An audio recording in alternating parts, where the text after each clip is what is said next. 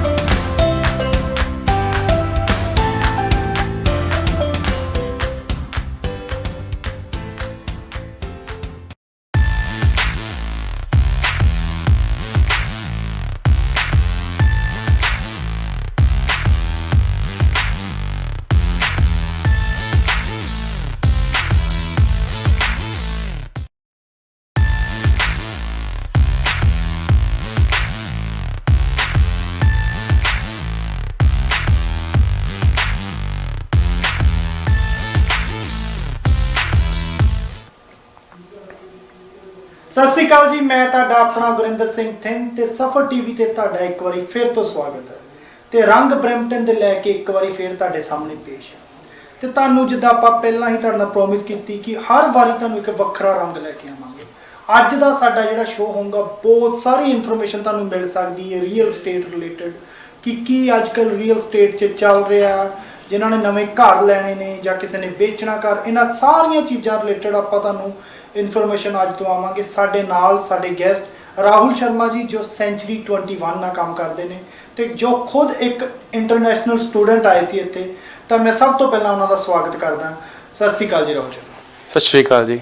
सब तो पहला मैं सफर टीवी के सारे दर्शकों का एंड सफर टीवी की सारी टीम का तुहाडा बहुत सारा धन्यवाद करदा जो मैनू इस काबिल समझिया कि तुसीं मैनू अपने इस शो ते बुलाया। नहीं मेरे काबिल दी नहीं गल, तुसीं भी एक इंटरनेशनल स्टूडेंट आए सी, तुसीं अज बहुत वधिया काम कर रहे हो, तो उस रिलेटेड आपां तुहानूं बुलाया कि साडी कम्यूनिटी नूं साडे भाईचारे नूं भी पता लग सके कि की चल रहा है अपनी मार्केट 'च। तो सब तो पहला मेरा क्वेश्चन यही है कि तुसीं कैनेडा कदों आए? मैं 2011 की एंडिंग च आया सीगा जी। हाँ जी। एंड मैं उस तो बाद जो बैरी दे विच जॉर्जियन कॉलेज है उत्थे मैं अपनी 2 साल की स्टडी की बिजनेस अकाउंटिंग। ठीक है जी। एंड उस तो बाद अपना PR का प्रोसैस वगैरह स्टार्ट किया, वर्क परमिट ते आया, PR ਲਈ, फिर उस तो बाद अपना रियल स्टेट दे विच काम अपना स्टार्ट किया। तो भाई जी तुसी मतलब कि 12th ग्रेड तो बाद आ गए सी या ग्रेजुएशन करके आए? नहीं, मैं ग्रेजुएशन करके आया सीगा जी। ते कादे च कीती सी ग्रेजुएशन? मैं ग्रेजुएशन की सी BCom दे विच। ठीक है जी। मैं पंजाब के नाभा टाउन तो बिलोंग करदा, छोटा जिहा टाउन है। हाँ जी। एंड उत्थे BCom ਦੇ ਵਿੱਚ ਬੈਚਲਰ ਆਫ ਕਮਰਸ ਦੇ ਵਿੱਚ ਮੈਂ ਆਪਣੀ ਗ੍ਰੈਜੂਏਸ਼ਨ ਕੰਪਲੀਟ ਕੀਤੀ। ਉਸ ਤੋਂ ਬਾਅਦ ਮੈਂ ਉੱਥੇ IELTS ਦੀ ਪ੍ਰੈਪਰੇਸ਼ਨ ਕੀਤੀ। ਦੈਨ ਫਿਰ ਮੈਂ ਉਸ ਉਰੇ ਸਟੱਡੀ ਵੀਜ਼ੇ ਲਈ ਮੈਂ ਆਪਣੀ ਫਾਈਲ ਅਪਲਾਈ ਕੀਤੀ, ਫਿਰ ਮੈਂ ਉਰੇ ਸਟੱਡੀ ਵੀਜ਼ੇ ਲਈ ਉਰੇ ਆ ਗਿਆ ਸੀ। ਠੀਕ ਹੈ। ਤੇ ਇੱਕ ਆਪਾਂ ਜਦੋਂ ਵੀ ਸਾਡੇ ਮੋਸਟਲੀ ਗੈਸਟ ਸਾਡੇ ਉਹੀ ਆਉਂਦੇ ਆ ਜਾਂ ਕੋਈ ਸਟੂਡੈਂਟ ਆਏ ਜਾਂ ਨਵੇਂ PR ਆਏ, ਉਹਨਾਂ ਨੇ ਕੋਈ ਆਪਣਾ ਬਿਜ਼ਨਸ ਸੈਟਅਪ ਕੀਤਾ ਜਾਂ ਕਿਸੇ ਵੀ ਵਧੀਆ ਪੋਜੀਸ਼ਨ ਤੇ ਪਹੁੰਚਿਆ ਜਾਂ ਕੋਈ ਆਪਣੀ ਸਟੋਰੀ ਸ਼ੇਅਰ ਕਰਨਾ ਚਾਹਵੇ ਨਾ, ਤੇ ਤੁਹਾਨੂੰ ਜਦੋਂ 2012 ਦੀ ਜੇ ਮੈਂ ਗੱਲ ਕਰਾਂ ਤੇ ਆਈ ਥਿੰਕ ਉਦੋਂ ਆਪਣੀ ਕਮਿਊਨਿਟੀ ਜ਼ਿਆਦਾ ਨਹੀਂ ਸੀ ਇੱਥੇ, ਸਪੈਸ਼ਲੀ ਸਟੂਡੈਂਟਸ ਦੀ ਗੱਲ ਕਰੀਏ, ਪੁਰਾਣੇ ਬੰਦੇ ਹੈਗੇ ਸੀ। ਤੇ ਜਦੋਂ ਤੁਸੀਂ ਜੋਰਜੀਅਨ ਕਾਲਜ ਇਹ ਕਿੱਥੇ ਬੈਰੀ 'ਚ ਪੈ ਜਾਂਦੇ? ਇਹ ਹਾਂਜੀ ਜਸਟ 1 ਆਵਰ ਨਾਰਥ ਤੇ ਡਰਾਈਵਿੰਗ ਹੈ, ਜੋਰਜੀਅਨ ਕਾਲਜ ਉੱਥੇ ਹੈ ਬੈਰੀ ਦੇ ਵਿੱਚ। ਤੇ ਉਦੋਂ ਤਾਂ ਆਪਣੀ ਹੈ ਨਾ ਕਿ ਕੋਈ ਇੰਨੀ ਕਮਿਊਨਿਟੀ ਨਹੀਂ ਉੱਥੇ ਹੋਣੀ, ਕਿੱਦਾਂ ਦਾ ਤੁਹਾਡਾ ਐਕਸਪੀਰੀਅੰਸ ਰਿਹਾ? ਵੈਸੇ ਉਸ ਉੱਥੇ ਆਪਣੇ ਦੇਸੀ ਬੰਦੇ, ਆਪਣੀ ਕਮਿਊਨਿਟੀ ਦੇ ਬੰਦੇ ਬਹੁਤ ਘੱਟ ਨੇ ਉੱਥੇ, ਮੋਸਟਲੀ ਵਾਈਟ ਪੀਪਲ ਐਂਡ ਗੋਰੇ ਰਹਿੰਦੇ ਨੇ। ਤੇ ਕੋਈ ਸਟਾਰਟਿੰਗ ਦੇ ਵਿੱਚ ਕੋਈ ਥੋੜਾ ਬਹੁਤਾ ਔਖਾ ਸੀਗਾ ਕਿਉਂਕਿ ਆਪਣਾ ਪੰਜਾਬੀ ਫੂਡ ਤੁਹਾਨੂੰ ਪਤਾ ਹੈ ਕਿ ਪੰਜਾਬੀ ਫੂਡ ਦੇ ਬਹੁਤ ਸ਼ੌਕੀਨ ਹੁੰਦੇ ਨੇ, ਉੱਥੇ ਫੂਡ ਲੱਭਣ ਦੇ ਵਿੱਚ ਬਹੁਤ ਮੁਸ਼ਕਿਲ ਹੁੰਦੀ ਹੈ। ਐਂਡ ਤੁਹਾਨੂੰ ਕੋਈ ਜਾਣਦਾ ਨਹੀਂ ਹੁੰਦਾ, ਫਿਰ ਸਟਾਰਟਿੰਗ ਦੇ ਵਿੱਚ ਬਹੁਤ ਸਟਰਗਲ ਸੀਗਾ, ਬਟ ਹੌਲੀ ਹੌਲੀ ਫਰੈਂਡਸ ਬਣਨ ਲੱਗ ਗਏ, ਫਿਰ ਇਕੱਠੇ ਰਹਿਣ ਲੱਗ ਗਏ, ਫਿਰ ਹੌਲੀ ਹੌਲੀ ਚੱਲਦਾ ਰਿਹਾ। ਹੁਣ ਅੱਜ ਕੱਲ੍ਹ ਉੱਥੇ ਵੀ ਆਪਣੀ ਕਮਿਊਨਿਟੀ ਦੇ ਬਹੁਤ ਸਟੂਡੈਂਟਸ ਆਉਣ ਲੱਗ ਗਏ ਨੇ। ਹਾਂਜੀ। ਤੇ ਬਾਈ ਜੀ ਇਹ ਕਦੋਂ ਧਿਆਨ 'ਚ ਆਇਆ ਗਿਆ ਨਾ ਕਿ ਤੁਸੀਂ ਦੱਸਿਆ ਕਿ ਤੁਸੀਂ ਸਟੱਡੀ ਕੀਤੀ ਹੈ ਨਾ, ਫਿਰ PR ਦੀ ਪ੍ਰੋਸੈਸ ਵਾਸਤੇ ਫਿਰ ਉਹ ਜੌਬ ਕਿਹੜੀ ਕੀਤੀ ਤੁਸੀਂ? PR ਵੈਸੇ ਜੌਬਸ ਤਾਂ ਮੈंने ਕਾਫੀ ਕੀਤੀਆਂ ਨੇ, ਬਟ PR ਲਈ ਮੈਂ ਸਟੋਰ ਤੇ ਐਜ਼ ਅ ਮੈਨੇਜਰ ਕੰਮ ਕਰਦਾ ਸੀ। ਉੱਥੇ ਸਟੱਡੀ ਟਾਈਮ ਦੇ ਵਿੱਚ ਜਿਹੜੇ ਸਟੋਰ ਤੇ ਮੈਂ ਕੰਮ ਕਰਦਾ ਸੀ, ਪਹਿਲਾਂ ਮੈਂ ਪਾਰਟ ਟਾਈਮ ਕੰਮ ਕਰਦਾ ਸੀ, ਬਾਅਦ ਦੇ ਵਿੱਚ ਜਦੋਂ ਮੇਰੀ ਸਟੱਡੀ ਕੰਪਲੀਟ ਹੋ ਗਈ ਫਿਰ ਮੈਂ ਉਸੇ ਸਟੋਰ ਤੇ ਉਸਨੇ ਮੈਨੂੰ ਹੈਲਪ ਕੀਤੀ, ਕਹਿੰਦਾ ਮੈਂ ਤੇਰੀ PR ਲਈ ਹੈਲਪ ਕਰ ਦੂੰਗਾ। ਉਸਨੇ ਮੈਨੂੰ ਮੈਨੇਜਿੰਗ ਲੈਵਲ ਤੇ ਜੌਬ ਦੇਤੀ। ਦੈਨ ਆਫਟਰ ਦੈਟ ਉੱਥੇ ਮੈਂ ਐਕਸਪੀਰੀਅੰਸ ਲਿੱਤਾ ਐਂਡ PR ਲਈ ਫਾਈਲ ਮੈਂ ਅਪਲਾਈ ਕੀਤੀ। ਦੈਨ ਉਸ ਤੋਂ ਬਾਅਦ ਸਭ ਕੁਝ ਹੋ ਗਿਆ। ਮਤਲਬ ਕਿ ਜਦੋਂ ਤੁਸੀਂ ਜੌਬ ਵੀ ਜਿਹੜੀ ਕੀਤੀ ਉਹ ਵੀ ਕਸਟਮਰ ਸਰਵਿਸ 'ਚ ਹੀ ਕੀਤੀ ਜਾਂ ਕਸਟਮਰ ਸਰਵਿਸ ਤੇ ਉਸ ਤੋਂ ਬਾਅਦ ਫਿਰ ਤੁਸੀਂ ਉੱਥੇ ਹੀ ਮੈਨੇਜਰ ਲੱਗ ਗਏ। ਹਾਂਜੀ। ਤੇ ਫਿਰ ਕਿੱਦਾਂ ਸਬੱਬ ਬਣਿਆ ਕਿ ਫਿਰ ਤੁਸੀਂ ਸੋਚਿਆ ਕਿ ਮੈਂ ਰੀਅਲ ਸਟੇਟ 'ਚ, ਜਿੱਦਾਂ ਤੁਹਾਨੂੰ ਹੁਣ ਤਾਂ ਇਸ ਟਾਈਮ ਮੈਂ ਕਹਾਂ ਕਿ ਮਤਲਬ ਕਿ ਮੈਂ ਬੇਵਾਕ ਹੋ ਕੇ ਕਹਿਣਾ ਚਾਹੂੰਗਾ ਕਿ ਇਸ ਵੇਲੇ ਕੰਪੀਟੀਸ਼ਨ ਬਹੁਤ ਆ ਨਾ ਕਿ ਰੀਅਲ ਸਟੇਟ 'ਚ, ਫਿਰ ਕਿੱਦਾਂ ਮਨ ਬਣਿਆ ਕਿ ਬਰੈਂਪਟਨ ਮੂਵ ਹੋਣ ਦਾ ਤੇ ਕਿੱਦਾਂ ਰੀਅਲ ਸਟੇਟ ਤੁਸੀਂ ਚੂਜ਼ ਕੀਤੀ ਕਿ ਮੈਂ ਰੀਅਲ ਸਟੇਟ 'ਚ ਜਾਣਾ? ਬਰੈਂਪਟਨ ਮੂਵ ਹੋਣ ਦਾ ਇਹ ਬਣਿਆ ਰੀਜ਼ਨ, ਬੈਰੀ ਦੇ ਵਿੱਚ ਥੋੜੀ ਕੰਮ ਦੀ ਕਮੀ ਆਈ। ਉੱਥੇ ਠੀਕ ਹੈ ਕਿ ਮੇਨ ਸਟੱਡੀ ਲਾਈਫ ਵਧੀਆ, ਬਟ ਜੇ ਤੁਸੀਂ ਐਜ਼ ਏ ਫਿਊਚਰ ਵਾਈਜ਼ ਸੋਚਦੇ ਹੋ ਤਾਂ ਕੰਮ ਲਈ ਉੱਥੇ ਥੋੜੀ ਕਮੀ ਹੈ, ਤਾਂ ਕਰਕੇ ਇਸ ਵਾਸਤੇ ਮੈਂ ਸੋਚਿਆ ਕਿ ਬਰੈਂਪਟਨ ਦੇ ਵਿੱਚ ਮੂਵ ਕਰ ਲਾਂਗੇ, ਰਾਈਟ। ਦੈਨ ਰੀਅਲ ਸਟੇਟ ਦੇ ਵਿੱਚ ਆਉਣ ਲਈ ਮੈਂ ਇਸ ਬਾਰੇ ਸੋਚਿਆ ਕਿਉਂਕਿ ਮੇਰੇ ਫਾਦਰ ਸਾਹਿਬ ਇੰਡੀਆ ਦੇ ਵਿੱਚ ਰੀਅਲ ਸਟੇਟ ਏਜੰਟ ਨੇ ਉਹ ਵੀ, ਤਾਂ ਕਰਕੇ ਉੱਥੋਂ ਮੇਰਾ ਸਟਾਰਟਿੰਗ ਤੋਂ ਇੰਟਰਸਟ ਬਣਦਾ ਸੀਗਾ। ਫਿਰ ਮੈਂ ਸਟਾਰਟਿੰਗ ਦੇ ਵਿੱਚ ਸੋਚਿਆ ਕਿ ਮੈਂ ਵੀ ਇਨ ਫਿਊਚਰ ਜਾ ਕੇ ਕੈਨੇਡਾ 'ਚ ਰੀਅਲ ਸਟੇਟ ਏਜੰਟ ਬਣੂੰਗਾ, ਰਾਈਟ। ਐਂਡ ਹੌਲੀ ਹੌਲੀ ਮੈਂ ਜਿੱਥੇ ਕੰਮ ਕਰਦਾ ਸੀਗਾ ਉਹ ਵੀ ਬੰਦਾ ਰੀਅਲ ਸਟੇਟ ਦੇ ਵਿੱਚ ਏਜੰਟ ਸੀਗਾ, ਰਾਈਟ। ਉਹਨੇ ਮੈਨੂੰ ਗਾਈਡ ਕੀਤਾ ਕਿ then he will help me out to get real estate licence. ਫਿਰ ਉਸ ਤੋਂ ਬਾਅਦ ਉਹਨੇ ਥੋੜੀ ਬਹੁਤੀ ਹੈਲਪ ਕੀਤੀ, ਫਿਰ ਮੈਂ ਲਾਇਸੈਂਸ ਲਿੱਤਾ, ਫਿਰ ਹੌਲੀ ਹੌਲੀ ਇੰਟਰਸਟ ਪੈਂਦਾ ਗਿਆ, ਤਾਂ ਕਰਕੇ ਮੈਂ ਫਿਰ ਇੱਧਰ ਆ ਕੇ ਆਪਣਾ ਕੰਮ ਸਟਾਰਟ ਕੀਤਾ। ਤੇ ਲਾਇਸੈਂਸ ਐਗਜ਼ੈਕਟਲੀ ਜਿੱਦਾਂ ਹੁਣ ਆਪਾਂ ਸਾਰੇ ਜਾਣਦੇ ਹਾਂ ਕਿ ਇਹਨਾਂ ਨੇ ਜਿਹੜੀ ਸਟੱਡੀ ਸੀ ਉਹ 16 ਮੰਥ ਦੀ ਕਰਤੀ ਹੈ ਨਾ। ਹਾਂਜੀ ਹਾਂਜੀ। ਜੇ ਲਾਇਸੈਂਸ ਲੈਣਾ ਹੋਵੇ ਤੇ ਤੁਹਾਡੇ ਵਾਰੀ ਕੀ ਪ੍ਰੋਸੈਸ ਸੀ? ਤੇ ਇੱਕ ਮੈਨੂੰ ਹੋਰ ਵੀ ਜਿੱਥੇ ਤੱਕ ਮੇਰਾ ਹਿਸਾਬ ਆ ਕਿ ਤੁਹਾਨੂੰ ਕੋਈ ਲੈਂਗੁਏਜ ਰਿਕੁਆਇਰਮੈਂਟ ਵੀ ਇੱਥੇ ਹੁੰਦੀ, ਤੁਹਾਡੇ ਵਾਰੀ ਕੀ ਲੈਂਗੁਏਜ ਰਿਕੁਆਇਰਮੈਂਟ ਸੀ? ਤੇ ਕੀ ਤੁਹਾਨੂੰ ਕੋਈ ਪ੍ਰੋਬਲਮ ਤਾਂ ਨਹੀਂ ਆਈ ਕਿ ਜਦੋਂ ਤੁਸੀਂ ਲਾਇਸੈਂਸ ਲਿਆ ਜਾਂ ਕੁਝ ਕਿਸੇ ਬੰਦੇ ਨੇ ਤੋੜਿਆ ਹੋਵੇ ਤੁਹਾਨੂੰ ਕਿ ਨਹੀਂ ਯਾਰ ਇੱਥੇ ਬੜੇ ਬੰਦੇ ਅੱਗੇ ਕੰਮ ਕਰ ਰਹੇ ਆ ਕਿ ਨਾ ਜਾਓ ਜਾਂ ਕੁਝ ਇੱਦਾਂ ਦਾ? ਵੈਸੇ ਗੱਲ ਤਾਂ ਸਹੀ ਹੈ, ਬਹੁਤ ਬੰਦੇ ਕਹਿੰਦੇ ਨੇ ਕਿ ਰੀਅਲ ਸਟੇਟ ਦੇ ਵਿੱਚ ਬਹੁਤ ਏਜੰਟਸ ਨੇ, ਬਟ ਜੇ ਏਜੰਟਸ ਬਹੁਤ ਨੇ ਤਾਂ ਮਾਰਕੀਟ 'ਚ ਕੰਮ ਵੀ ਬਹੁਤ ਹੈ। ਜੇ ਤੁਸੀਂ ਕਹਿੰਦੇ ਹੋ ਕਿ ਇਸ ਟਾਈਮ ਰਾਈਟ ਨਾਓ ਓਨਟਾਰੀਓ ਦੇ ਵਿੱਚ ਆਲਮੋਸਟ 60,000 ਪਲੱਸ ਏਜੰਟਸ ਨੇ, ਬਟ ਉਹਨਾਂ ਦੇ ਵਿੱਚੋਂ ਕੁਝ ਏਜੰਟਸ ਹੀ ਆ ਜਿਹੜੇ ਕੰਮ ਕਰ ਰਹੇ ਨੇ ਮਾਰਕੀਟ ਦੇ ਵਿੱਚ। ਹੁਣ ਜੇ ਤੁਸੀਂ ਇਹੀ ਸੋਚੋਗੇ ਕਿ ਮੈਨੂੰ ਕਹਿਣ ਦਾ ਮਤਲਬ ਕਿ ਕੰਮ ਮਾਰਕੀਟ ਦੇ ਵਿੱਚ ਕੰਪੀਟੀਸ਼ਨ ਬਹੁਤ ਆ, ਤੁਸੀਂ ਕੋਈ ਸਟੈਪ ਨਹੀਂ ਲਓਗੇ। ਜੇ ਸਟੈਪ ਹੀ ਨਹੀਂ ਲਓਗੇ ਫਿਰ ਤੁਸੀਂ ਸਕਸੈਸ ਕਿਵੇਂ ਹੋਵੋਗੇ? ਪਹਿਲੇ ਤੁਸੀਂ ਨੈਗੇਟਿਵ ਸੋਚ ਲਿਆ, ਜੇ ਤੁਸੀਂ ਪੋਜ਼ਿਟਿਵ ਸੋਚੋਗੇ, ਕੁਝ ਆਪਣੀ ਮਿਹਨਤ ਕਰੋਗੇ, ਆਪਣਾ ਟਾਈਮ ਦੋਗੇ, ਡੈਫੀਨਿਟਲੀ ਤੁਸੀਂ ਸਕਸੈਸ ਹੋਵੋਗੇ ਭਾਵੇਂ ਜਿੰਨਾ ਮਰਜ਼ੀ ਕੰਪੀਟੀਸ਼ਨ ਆ। ਤੇ ਹੁਣ ਕਿੰਨੇ ਸਾਲ ਹੋ ਗਏ ਤੁਹਾਨੂੰ ਇਸ ਰੀਅਲ ਸਟੇਟ 'ਚ? ਆਲਮੋਸਟ ਮੈਨੂੰ 2 ਸਾਲ ਹੋਣ ਤੇ ਆ ਗਈ। ਕਿੱਦਾਂ ਦੀ ਮਤਲਬ ਕਿ ਫੀਲਿੰਗ ਆਉਂਦੀ ਜਦੋਂ ਆਪਾਂ ਸਟਾਰਟਿੰਗ 'ਚ ਨਾ, ਤੁਸੀਂ ਵੀ ਸਾਡੇ ਵਾਂਗੂ ਸਟੂਡੈਂਟ ਆਏ ਸੀ ਤੇ ਸਟਾਰਟਿੰਗ 'ਚ ਜਦੋਂ ਆਪਾਂ ਆਉਂਦੇ ਆ, ਕਈ ਵਾਰੀ ਚਲੋ ਪਤਾ ਨਹੀਂ ਤੁਹਾਡੇ ਵਾਰੀ ਪ੍ਰੋਬਲਮਸ ਆਈਆਂ, ਬਟ ਸਾਡੇ ਵਾਰੀ ਬਹੁਤ ਹੁਣ ਪਿਛਲੇ 2-4 ਸਾਲ ਤੋਂ ਪ੍ਰੋਬਲਮਸ ਆ ਰਹੀਆਂ ਕਿ ਅਕੋਮੋਡੇਸ਼ਨ ਲੱਭਣ 'ਚ ਨਾ, ਕਿ ਕੋਈ ਬੇਸਮੈਂਟ ਨਹੀਂ ਦਿੰਦਾ। ਤੇ ਹੁਣ ਕਿੱਦਾਂ ਦੀ ਫੀਲਿੰਗ ਆਉਂਦੀ ਜਦੋਂ ਆਪ ਖੁਦ ਕਿਸੇ ਨੂੰ ਘਰ ਦਿਖਾਣ ਜਾਂਦੇ ਆ ਕਿ ਫਿਰ ਵੀ ਮਤਲਬ ਕਿ ਕਹਿਣ ਨੂੰ ਜੇ ਕਿਸੇ ਦੇ ਹਿਸਾਬ ਨਾਲ ਦੇਖਿਆ ਜਾਵੇ ਕਿ ਕੋਈ ਏਡੀ ਵੱਡੀ ਗੱਲ ਨਹੀਂ ਆ, ਬਟ ਜੇ ਤੁਸੀਂ ਆਪਣੇ ਹਿਸਾਬ ਨਾਲ ਦੇਖੋ ਕਿ ਤੁਸੀਂ ਕਿੱਥੋਂ ਉੱਠ ਕੇ ਕਿਹੜੀ ਤੁਸੀਂ $15-16 ਦੀ ਜੌਬ ਕੀਤੀ ਹੈ ਨਾ, ਅੱਜ ਤੁਸੀਂ ਰੀਅਲ ਸਟੇਟ 'ਚ 2 ਸਾਲ ਤੋਂ ਤੇ ਆਈ ਥਿੰਕ ਕਿੰਨੇ ਜਾਣਿਆਂ ਨੂੰ ਤੁਸੀਂ ਘਰ ਦਿਵਾਏ ਹੋਣੇ ਆ ਜਾਂ ਕਿੰਨੇ ਜਾਣਿਆਂ ਦੇ ਵੇਚੇ ਹੋਣੇ ਆ, ਤੇ ਉਦੋਂ ਕਿੱਦਾਂ ਦੀ ਫੀਲਿੰਗ ਆਉਂਦੀ ਹੈ ਜਦੋਂ ਪਹਿਲੇ ਘਰ ਵਾਰੀ ਕਿੱਦਾਂ ਦੀ ਫੀਲਿੰਗ ਆਈ ਸੀ ਜਦੋਂ ਵੇਚਿਆ ਜਾਂ ਖਰੀਦ ਕੇ ਦਿੱਤਾ ਸੀ ਕਿਸੇ ਨੂੰ? ਪਹਿਲੇ ਘਰ ਵੇਲੇ ਬਹੁਤ ਵਧੀਆ ਲੱਗਿਆ ਸੀਗਾ ਕਿ ਮੈਂ ਕਿਉਂਕਿ ਜਦੋਂ ਆਪਾਂ ਫਸਟ ਸਟੈਪ ਕੋਈ ਲੈਂਦੇ ਆ, ਇਹ ਕਿ ਕੋਈ ਘਰ ਵੇਚਣਾ ਜਾਂ ਕੁਝ ਕਰਨਾ ਇੱਕ ਤਰ੍ਹਾਂ ਦਾ ਆਪਣੀ ਨਵੇਂ ਲਾਈਫ ਦਾ ਵਰਕ ਲਾਈਫ ਦਾ ਫਸਟ ਸਟੈਪ ਹੋ ਗਿਆ। ਉਹਦੇ 'ਚ ਮੈਨੂੰ ਹੋ ਗਿਆ। ਫਿਰ ਮੈਨੂੰ ਬਹੁਤ ਵਧੀਆ ਲੱਗਿਆ ਕਿ ਹੌਲੀ ਹੌਲੀ ਕੋਈ ਗੱਲ ਨਹੀਂ, ਫਸਟ ਸਟੈਪ ਲਿੱਤਾ, ਹੌਲੀ ਹੌਲੀ ਅਗਲਾ ਸਟੈਪ ਲਵਾਂਗੇ, ਫਿਰ ਅੱਗੇ ਲਵਾਂਗੇ। ਇਨ ਫਿਊਚਰ ਦੇ ਵਿੱਚ ਜਾ ਕੇ ਮੇਰਾ ਏਮ ਹੈ ਕਿ ਮੈਂ GTA ਦਾ ਟੌਪ ਨੰਬਰ 1 ਦੇ ਏਜੰਟ ਬਣਾ ਇਨ ਫਿਊਚਰ ਦੇ ਵਿੱਚ, ਹੋਪਫੁਲੀ ਕਿ ਬਣਾਂਗੇ ਜਲਦੀ। ਤੇ ਜੇ ਤੁਸੀਂ ਕੁਐਸਚਨ ਦਾ ਆਨਸਰ ਦੇ ਸਕਦੇ ਹੋ ਜ਼ਰੂਰ ਦਿਓ, ਨਹੀਂ ਤਾਂ ਤੇ ਅੱਜ ਤੱਕ ਬਾਈ ਮਤਲਬ ਕਿ ਕਿੰਨੇ ਘਰ ਲੋਕਾਂ ਨੂੰ ਦਵਾਤੇ ਆ ਤੇ ਕਿੰਨੇ ਵੇਚੇ ਆ ਤੁਸੀਂ ਆਪਣੇ ਮਤਲਬ ਕਿ ਆਪਣੇ ਲਾਇਸੈਂਸ ਥਰੂ? ਹਾਂਜੀ, ਮੈਂ ਆਲਮੋਸਟ 10 ਲੋਕਾਂ ਨੂੰ ਘਰ ਦਵਾ ਦਿੱਤੇ। ਠੀਕ ਹੈ ਜੀ। ਐਂਡ ਕੁਝ ਮੈਂ ਨਵੇਂ ਪ੍ਰੀ ਕੰਸਟਰਕਟਡ ਹਾਊਸ ਵੀ ਦਵਾਏ ਨੇ, ਐਂਡ ਕੁਝ ਪੁਰਾਣੇ ਘਰ ਜਿਵੇਂ ਕਿ 4-5 ਲੋਕਾਂ ਨੂੰ ਉਹਨਾਂ ਨੂੰ ਵੀ ਦਵਾਏ ਨੇ, ਚੱਲ ਰਹੇ ਨੇ ਐਵੇਂ। ਠੀਕ ਹੈ ਜੀ।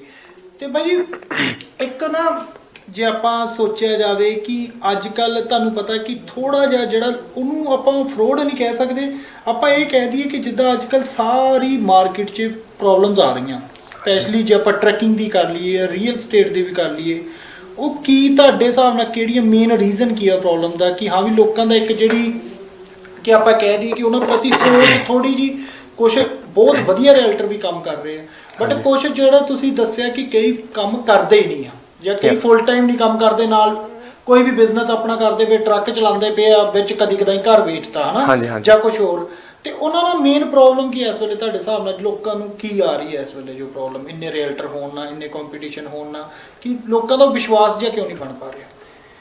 ਲੋਕਾਂ ਦਾ ਵਿਸ਼ਵਾਸ ਇਸ ਕਰਕੇ ਨਹੀਂ ਬਣ ਪਾ ਰਿਹਾ ਕਿਉਂਕਿ ਪਹਿਲੀ ਗੱਲ, ਕਿਸੇ ਨਵੇਂ ਬੰਦੇ ਕੋਲ ਇੰਟਰੋ ਕਰਨ ਲਈ ਬਹੁਤ ਲੋਕ ਝਿਜਕਦੇ ਨੇ, ਰਾਈਟ। ਐਂਡ ਜਿਹੜੇ ਪੁਰਾਣੇ ਏਜੰਟਸ ਨੇ ਉਹਨਾਂ ਨੂੰ ਕੋਈ ਐਕਸਪੀਰੀਅੰਸ ਹੈਗਾ, ਬਟ ਅੱਜ ਕੱਲ੍ਹ ਜਿਹੜੇ ਨਵੇਂ ਏਜੰਟਸ ਆਉਣ ਲੱਗੇ, ਕਈ ਬੰਦੇ ਆਉਂਦੇ ਨੇ ਕੈਸ਼ਬੈਕ ਦੇ ਦਿੰਦੇ ਨੇ ਜਾਂ ਕੁਝ ਕਰ ਦਿੰਦੇ ਨੇ। ਅੱਜ ਕੱਲ੍ਹ ਇਸ ਗੱਲ ਦੀਆਂ ਗੱਲਾਂ ਬਹੁਤ ਹੋ ਰਹੀਆਂ ਨੇ, ਬਟ ਇੱਕ ਇਹ ਹੁੰਦਾ ਕਿ ਜਿਹੜਾ ਬੰਦਾ ਆਪਣੀ ਕਮਿਸ਼ਨ ਦੇ ਲਈ ਨੈਗੋਸ਼ੀਏਟ ਨਹੀਂ ਕਰ ਸਕਦਾ, ਉਹ ਤੁਹਾਡੇ ਲਈ ਘਰ ਦੀਵਾਨ ਦੇ ਵਿੱਚ ਕਿਵੇਂ ਨੈਗੋਸ਼ੀਏਟ ਕਰੇਗਾ। ਫਿਰ ਇਸ ਕਰਕੇ ਲੋਕਾਂ ਦੇ ਮਨ ਦੇ ਵਿੱਚ ਇਹ ਹੈ ਕਿ ਪੈਸੇ ਬਚਾਉਣ ਦੇ ਚੱਕਰ ਦੇ ਵਿੱਚ ਉਹ ਕੁਝ ਏਜੰਟਸ ਕੋਲ ਚਲੇ ਜਾਂਦੇ ਨੇ, ਤਾਂ ਕਰਕੇ ਇਹਦੇ ਵਿੱਚ ਇਹ ਗੱਲਾਂ ਦੇ ਵਿੱਚ ਉਹ ਬਹੁਤ ਕਨਫਿਊਜ਼ ਹੁੰਦੇ ਨੇ। ਤੇ ਇਹ ਬਾਈ ਅਨਪ੍ਰੋਫੈਸ਼ਨਲ ਨਹੀਂ ਲੱਗਦਾ ਕਿ ਕੋਈ ਕੈਸ਼ਬੈਕ ਦੇ ਰਿਹਾ ਹਨਾ, ਕਿ ਤੁਸੀਂ ਮੰਨ ਲਓ ਤੁਸੀਂ ਇੱਕ ਅਣਥੱਕ ਮਿਹਨਤ ਕਰ ਰਹੇ ਹੋ। ਹਾਂਜੀ, ਕਿ ਮੈਨੂੰ ਵੀ ਪਤਾ ਕਿ ਆਪਣੇ ਵੀ ਸਰਕਲ 'ਚ ਕੁਝ ਬੰਦੇ ਨੇ ਇਹ ਕੰਮ ਕਰਦੇ ਨੇ ਹਨਾ, ਕਿ ਇਹ ਨਹੀਂ ਹੈ ਕਿ ਜੇ ਕੋਈ ਸੋਚੇ ਕਿ ਤੁਹਾਡੇ ਕੋਲ ਬੰਦਾ ਆ ਗਿਆ ਜੀ ਉਹਨੂੰ ਘਰ ਦਵਾਤਾ 1 ਮਿੰਟ 'ਚ ਕੰਮ ਖਤਮ। ਇਹਦੇ ਪਿੱਛੇ ਵੀ ਮਹੀਨਿਆਂ ਦੀ ਕਈ ਵਾਰ ਮਿਹਨਤ ਹੁੰਦੀ ਆ। ਤੁਸੀਂ ਪਤਾ ਨਹੀਂ ਕਿੰਨੀਆਂ ਪਾਰਟੀਆਂ ਨੂੰ ਘਰ ਦਿਖਾਉਂਦੇ ਹੋ ਜਾਂ ਕਿੰਨੀਆਂ ਪਾਰਟੀਆਂ ਨੂੰ ਘਰ ਲੱਭਣ ਦੀ ਕੋਸ਼ਿਸ਼ ਕਰਦੇ ਹੋ, ਬਟ ਕਿਤੇ 2-3 ਮਹੀਨੇ ਬਾਅਦ ਕਈ ਵਾਰੀ ਡੀਲ ਬਣਦੀ ਆ ਹਨਾ। ਬਟ ਜੋ ਕੈਸ਼ਬੈਕ ਦਾ ਹੋ ਰਿਹਾ, ਇਹ ਤੁਹਾਨੂੰ ਲੱਗਦਾ ਨਹੀਂ ਕਿ ਇਹ ਮਾਰਕੀਟ ਨੂੰ ਖਰਾਬ ਕਰਤਾ ਜਾ ਰਿਹਾ, ਕਿ ਇੱਕ ਲੋ ਸਟੈਂਡਰਡ ਮਾਰਕੀਟ ਬਣਾਈ ਜਾ ਰਿਹਾ? ਬਿਲਕੁਲ ਸਹੀ ਕਿਹਾ ਜੀ ਤੁਸੀਂ। ਅੱਜ ਕੱਲ੍ਹ ਮਾਰਕੀਟ ਦੇ ਵਿੱਚ ਐਸੇ ਏਜੰਟ ਨੇ ਜਿਹੜੇ ਕੈਸ਼ਬੈਕ ਦੇ ਰਹੇ ਨੇ, ਬਟ ਉਹਦੇ ਨਾਲ ਇਹ ਹੈ ਕਿ ਮਾਰਕੀਟ ਖਰਾਬ ਹੋ ਰਹੀ ਹੈ, ਕਿਉਂਕਿ ਲੋਕਾਂ ਨੂੰ ਇਹ ਨਹੀਂ ਸਮਝ ਆ ਰਿਹਾ ਕਿਉਂਕਿ ਕਿਸ ਏਜੰਟ ਕੋਲ ਜਾਣ, ਆਪਣੇ ਪੈਸੇ ਬਚਾਉਣ ਲਈ ਜਾਣ ਕੇ ਕਿਸੇ ਸਪੈਸ਼ਲਿਸਟ ਏਜੰਟ ਕੋਲ ਜਾਣ ਜਿਹੜਾ ਤੁਹਾਡੇ ਪੈਸੇ ਬਚਾ ਸਕਦਾ। ਜਿਵੇਂ ਦੇਖੋ ਜੀ, ਤੁਸੀਂ ਕਿਸੇ ਐਸੇ ਏਜੰਟ ਕੋਲ ਚਲੇ ਗਏ ਜਿਹੜਾ ਤੁਹਾਨੂੰ ਕਹਿ ਰਿਹਾ ਕਿ ਮੈਂ ਤੁਹਾਨੂੰ 50% ਕਮਿਸ਼ਨ ਵਾਪਸ ਕਰ ਦੂੰਗਾ, ਰਾਈਟ। ਫਿਰ ਉਸ ਤੋਂ ਬਾਅਦ ਜੇ ਉਹ ਨੈਗੋਸ਼ੀਏਟ ਵੇਲੇ ਉਹ ਪ੍ਰਾਈਸ ਦੀ ਪ੍ਰੋਪਰਲੀ ਨੈਗੋਸ਼ੀਏਟ ਨਹੀਂ ਕਰ ਸਕਦਾ, ਐਟ ਦਾ ਐਂਡ ਜਿਹੜਾ ਬਾਇਰ ਜਾਂ ਸੈਲਰ ਹੁੰਦਾ ਜਾਂ ਬਾਇਰ ਹੁੰਦਾ, ਉਹ ਲਾਈਕ ਲੋਸ ਦੇ ਵਿੱਚ ਹੁੰਦਾ, ਕਿਉਂਕਿ ਉਹ ਆਪਣੀ ਪਾਕਟ ਦੇ ਵਿੱਚੋਂ ਐਕਸਟਰਾ ਪੇ ਕਰੇਗਾ। ਜਾਂ ਉਹਨੂੰ ਜੇ ਸੈਲਰ ਹੋਏਗਾ ਤਾਂ ਉਹਨੂੰ ਪ੍ਰੋਪਰਲੀ ਪਾਕਟ ਦੇ ਵਿੱਚ ਉਹ ਅਮਾਊਂਟ ਨਹੀਂ ਮਿਲੇਗੀ ਜਿਹੜੀ ਉਹ ਚਾਹੁੰਦਾ, ਜਿਹੜਾ ਪ੍ਰੋਫੈਸ਼ਨਲ ਏਜੰਟ ਉਹਨੂੰ ਦਵਾ ਸਕਦਾ। ਅੱਗੇ ਹੋਰ ਬਹੁਤ ਸਾਰੇ ਕੁਐਸਚਨ ਹੈ ਜਿਹੜੇ ਸਾਡੇ ਦਰਸ਼ਕਾਂ ਵੱਲੋਂ ਹੀ ਆਏ ਸੀ, ਤੇ ਉਹ ਆਪਾਂ ਬਾਈ ਜੀ ਉਹਨਾਂ ਕੋਲ ਪੁੱਛਾਂਗੇ ਅਗਲੇ ਸੈਗਮੈਂਟ 'ਚ ਪ੍ਰੋਗਰਾਮ ਦੇ। ਤੇ ਹੁਣ ਜੀ ਇੱਕ ਸਮਾਂ ਹੋ ਗਿਆ ਬ੍ਰੇਕ ਲੈਣ ਦਾ, ਤਾਂ ਬ੍ਰੇਕ ਤੋਂ ਬਾਅਦ ਆਪਾਂ ਦੁਬਾਰਾ ਮਿਲਦੇ ਹਾਂ ਜੀ। ਨਾ ਜੀ, ਹੁਣ ਘਰ ਦੀ ਕੀਮਤ ਪਤਾ ਕਰਨ ਲਈ ਗੂਗਲ ਤੇ ਟਰਾਈ ਕਰੋ। ਓਏ ਸਾਡੇ ਘਰ ਦੀ ਚੰਗੀ ਕੀਮਤ ਮਿੰਟਾਂ ਸਕਿੰਟਾਂ ਵਿੱਚ ਸਿਰਫ ਵਰਿੰਦਰ ਗਿੱਲ ਤੇ ਅਵਤਾਰ ਰੀਹਲ ਹੀ ਦੱਸ ਸਕਦੇ ਨੇ। ਆਪਣੇ ਘਰ ਦੀ ਕੀਮਤ ਪਤਾ ਕਰਨ ਲਈ ਜਾਂ ਗੁਆਂਢ ਵਿੱਚ ਵਿਕੇ ਘਰ ਦੇ ਵੇਰਵੇ ਲਈ ਵਿਜ਼ਿਟ ਕਰੋ www.searchthehome.com ਤੇ। ਘਰ ਖਰੀਦਣ ਜਾਂ ਵੇਚਣ ਜਾਂ ਫਿਰ ਪ੍ਰਾਪਰਟੀ ਵਿੱਚ ਇਨਵੈਸਟ ਕਰਨ ਲਈ ਸੈਂਚੁਰੀ 21 ਲੈਗੇਸੀ ਬ੍ਰੋਕਰੇਜ ਦੇ ਵਰਿੰਦਰ ਗਿੱਲ ਜਾਂ ਅਵਤਾਰ ਰੀਹਲ ਨਾਲ ਅੱਜ ਹੀ ਸੰਪਰਕ ਕਰੋ 416 561 1277 ਤੇ ਜਾਂ 416 377 06। First time home buyers, no worries for inspection and lawyer fee. Believes in legacy of success and fulfillment. ਨਾ ਅਸੀਂ ਤਾਂ ਰੱਬ ਦੇ ਪਤਾ ਨਹੀਂ ਕੀ ਮਾਂ ਮਾਰਿਆ, ਕੋਈ ਵੀ ਕੰਮ ਕਰੀਏ ਸਿਰੇ ਨਹੀਂ ਚੜਦਾ। ਨਾ ਕੀ ਹੋ ਗਿਆ? ਨਾ ਹੋਣਾ ਕੀ ਆ, 10 ਦਿਨ ਹੋ ਗਏ ਭੱਜੇ ਫਿਰਦੇ ਆ, ਮਾਰਗੇਜ ਨਹੀਂ ਹੋ ਰਹੀ, ਸਮਝ ਨਹੀਂ ਆਉਂਦੀ ਕਿਹੜੇ ਬਾਬੇ ਕੋਲ ਜਾਈਏ। ਓਏ ਬਾਬਿਆਂ ਕੋਲ ਜਾਣ ਦੀ ਲੋੜ ਨਹੀਂ ਸੀ, ਇਹ ਕੰਮ ਹੋਣਾ ਸੀ ਪਰਮਿੰਦਰ ਸਿੰਘ ਮੰਗਟ ਕੋਲ, ਜੋ ਕਿ ਹਰ ਤਰ੍ਹਾਂ ਦੀ ਮਾਰਗੇਜ ਦਾ ਪੀਰ ਪਰਮਿੰਦਰ ਸਿੰਘ ਮੰਗਟ ਆਲਾ ਕਰਵਾ ਲਿਆਂਦੀ ਆ। ਜੇ ਤੁਸੀਂ ਟੈਨਸ਼ਨ ਤੋਂ ਬਗੈਰ ਜਲਦੀ ਮਾਰਗੇਜ ਲੈਣਾ ਚਾਹੁੰਦੇ ਹੋ ਤੇ ਫਿਰ ਪਰਮਿੰਦਰ ਮੰਗਟ ਨੂੰ ਹਮੇਸ਼ਾ ਯਾਦ ਰੱਖੋ, ਜਿਨ੍ਹਾਂ ਕੋਲ ਹੈ 16 ਸਾਲ ਤੋਂ ਜ਼ਿਆਦਾ ਤਜਰਬਾ। ਆਪਣੀ ਮਾਰਗੇਜ ਦੀ ਟੀਮ ਰਾਹੀਂ ਤੁਹਾਡੇ ਲਈ ਬਹੁਤ ਸਾਰੇ ਬੈਂਕਸ ਤੋਂ ਡੀਲ ਕਰਵਾਉਂਦੇ ਨੇ। ਸੈਲਫ ਏਮਪਲੋਇਡ ਲਈ ਖਾਸ ਪ੍ਰੋਗਰਾਮਸ ਨੇ। ਪਰਮਿੰਦਰ ਮੰਗਟ। ਪੰਜਾਬ ਇੰਡੀਅਨ ਕੁਜ਼ੀਨ ਵੱਲੋਂ ਪਿਆਰ ਭਰੀ ਸਤਿ ਸ੍ਰੀ ਅਕਾਲ। ਪੰਜਾਬ ਇੰਡੀਅਨ ਕੁਜ਼ੀਨ ਇਨ ਮਿਸ਼ੀਗਨ USA, ਤੁਹਾਡਾ ਆਪਣਾ ਪੰਜਾਬੀ ਢਾਬਾ ਤੁਹਾਡੇ ਕੇਟਰਿੰਗ ਰਿਲੇਟਿਡ ਸੇਵਾਵਾਂ ਲਈ ਹਮੇਸ਼ਾ ਤਿਆਰ। ਅਸੀਂ ਹਰ ਗੈਦਰਿੰਗ ਲਈ, ਚਾਹੇ graduation party, marriage events, corporate event ਲਈ A1 ਕੇਟਰਿੰਗ ਸਰਵਿਸ ਪ੍ਰੋਵਾਈਡ ਕਰਦੇ ਹਾਂ।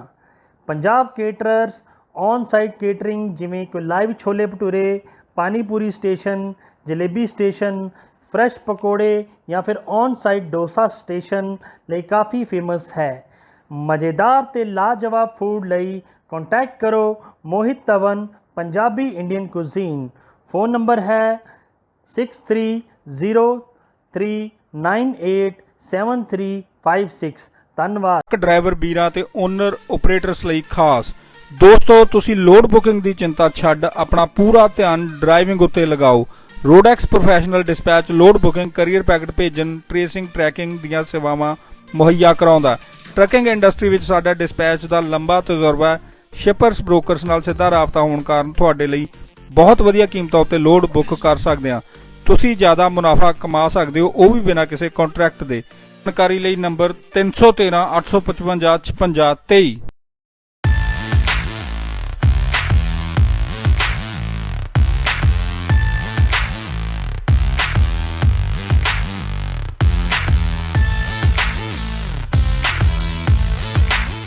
ਤਾਂ ਬ੍ਰੇਕ ਤੋਂ ਬਾਅਦ ਇੱਕ ਵਾਰੀ ਤੁਹਾਡਾ ਫਿਰ ਤੋਂ ਸਵਾਗਤ ਹੈ। ਤੇ ਹੁਣ ਆਪਾਂ ਬਾਈ ਜੀ ਕੋਲ ਪੁੱਛਾਂਗੇ ਕਿ ਅੱਗੇ ਕੁਝ ਕੁਐਸਚਨ ਕਿ ਜਿਹੜੇ ਹੁਣ ਐਗਜ਼ੈਕਟਲੀ ਅੱਜ ਕੱਲ ਦੀ ਵੀਰੇ ਜਿਹੜੀ ਮਾਰਕੀਟ ਆ, ਇੱਕ ਤਾਂ ਜਿਹੜੇ ਪੁਰਾਣੇ ਲੋਕਾਂ ਕੋਲ ਘਰ ਹੈਗੇ ਆ ਨਾ, ਉਹ ਅੱਜ ਕੱਲ ਆਪਣਾ ਕਈ ਦੂਸਰਾ ਘਰ ਲੈ ਰਹੇ ਆ, ਜਾਂ ਕਈ ਪੁਰਾਣੇ ਆਪਣੇ ਘਰ ਵੇਚ ਰਹੇ ਆ, ਨਵਾਂ ਘਰ ਲੈ ਰਹੇ ਆ। ਪਰ ਅੱਧੀ ਮਾਰਕੀਟ ਤੁਹਾਨੂੰ ਵੀ ਸ਼ਾਇਦ ਲੱਗਦਾ ਹੋਊਗਾ ਕਿ ਯੂਥ ਦੀ ਹੈ, ਚਾਹੇ ਉਹਨੂੰ ਕਹਿ ਲਈਏ ਕਿ 5-7 ਸਾਲ ਪਹਿਲਾਂ ਜਿਹੜੇ ਸਟੂਡੈਂਟ ਆਏ ਸੀ, ਜਾਂ 5-7 ਸਾਲ ਪਹਿਲਾਂ ਕੋਈ PR ਆਇਆ ਸੀ, ਜਾਂ ਕੋਈ ਸਾਊਂਡ ਫੈਮਿਲੀ ਤੋਂ ਬਿਲੋਂਗ ਕਰਦਾ, ਉਹਨੂੰ ਆਏ ਨੂੰ 1-2 ਸਾਲ ਹੀ ਹੋਏ ਆ, ਤੇ ਉਹ ਬਟ ਨਹੀਂ ਕਿਸੇ ਦੇ ਘਰ ਰੈਂਟ ਤੇ ਰਹਿਣਾ ਚਾਹੁੰਦੇ, ਉਹ ਆਪਣੀ ਇੱਕ ਪ੍ਰੋਪਰਟੀ ਲੈਣਾ ਚਾਹੁੰਦੇ ਆ। ਠੀਕ ਹੈ ਜੀ।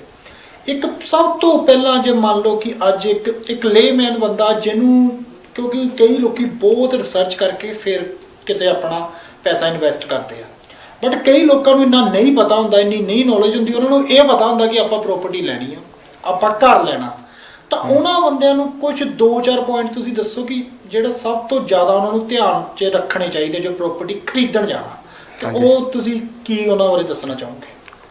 ਸਭ ਤੋਂ ਪਹਿਲਾਂ ਹੀ ਉਹਨਾਂ ਨੂੰ ਪਹਿਲਾਂ ਆਪਣਾ ਪ੍ਰੀ ਕੁਆਲੀਫਾਈਡ ਕਰਵਾਉਣਾ ਪੈਂਦਾ ਜੀ। ਮੌਰਗੇਜ ਏਜੰਟ ਨਾਲ ਗੱਲ ਕਰਕੇ ਉਹਨਾਂ ਨੂੰ ਇਹ ਹੋਣਾ ਚਾਹੀਦਾ ਕਿ ਮੈਨੂੰ ਕਿੰਨੇ ਮੌਰਗੇਜ ਲਈ ਕੁਆਲੀਫਾਈ ਕਰਦੇ ਨੇ ਉਹਨਾਂ ਦੀ ਹਿਸਟਰੀ ਦੇ ਅਕੋਰਡਿੰਗ, ਰਾਈਟ। ਐਂਡ ਉਸ ਤੋਂ ਬਾਅਦ ਉਹਨਾਂ ਕੋਲ ਇਹ ਕਿੰਨੀ ਡਾਊਨ ਪੇਮੈਂਟ ਹੈ ਤੇ ਘਰ ਦੇ ਲਈ ਕਿੰਨੀ ਡਾਊਨ ਪੇਮੈਂਟ ਤੁਸੀਂ ਕਰ ਸਕਦੇ ਨੇ, ਐਂਡ ਉਸ ਤੋਂ ਬਾਅਦ ਕਿੰਨੀ ਮੌਰਗੇਜ ਉਹ ਐਵਰੀ ਮੰਥ ਆਪਣੇ ਸੈਲਰੀ ਦੇ ਵਿੱਚੋਂ ਅਫੋਰਡ ਕਰ ਸਕਦੇ ਨੇ। ਇਹ ਮੇਨ ਚੀਜ਼ਾਂ ਨੇ, ਉਸ ਤੋਂ ਬਾਅਦ ਉਹਨਾਂ ਨੂੰ ਅਫੋਰਡ ਦੇਖਣੀ ਚਾਹੀਦੀਆਂ ਨੇ।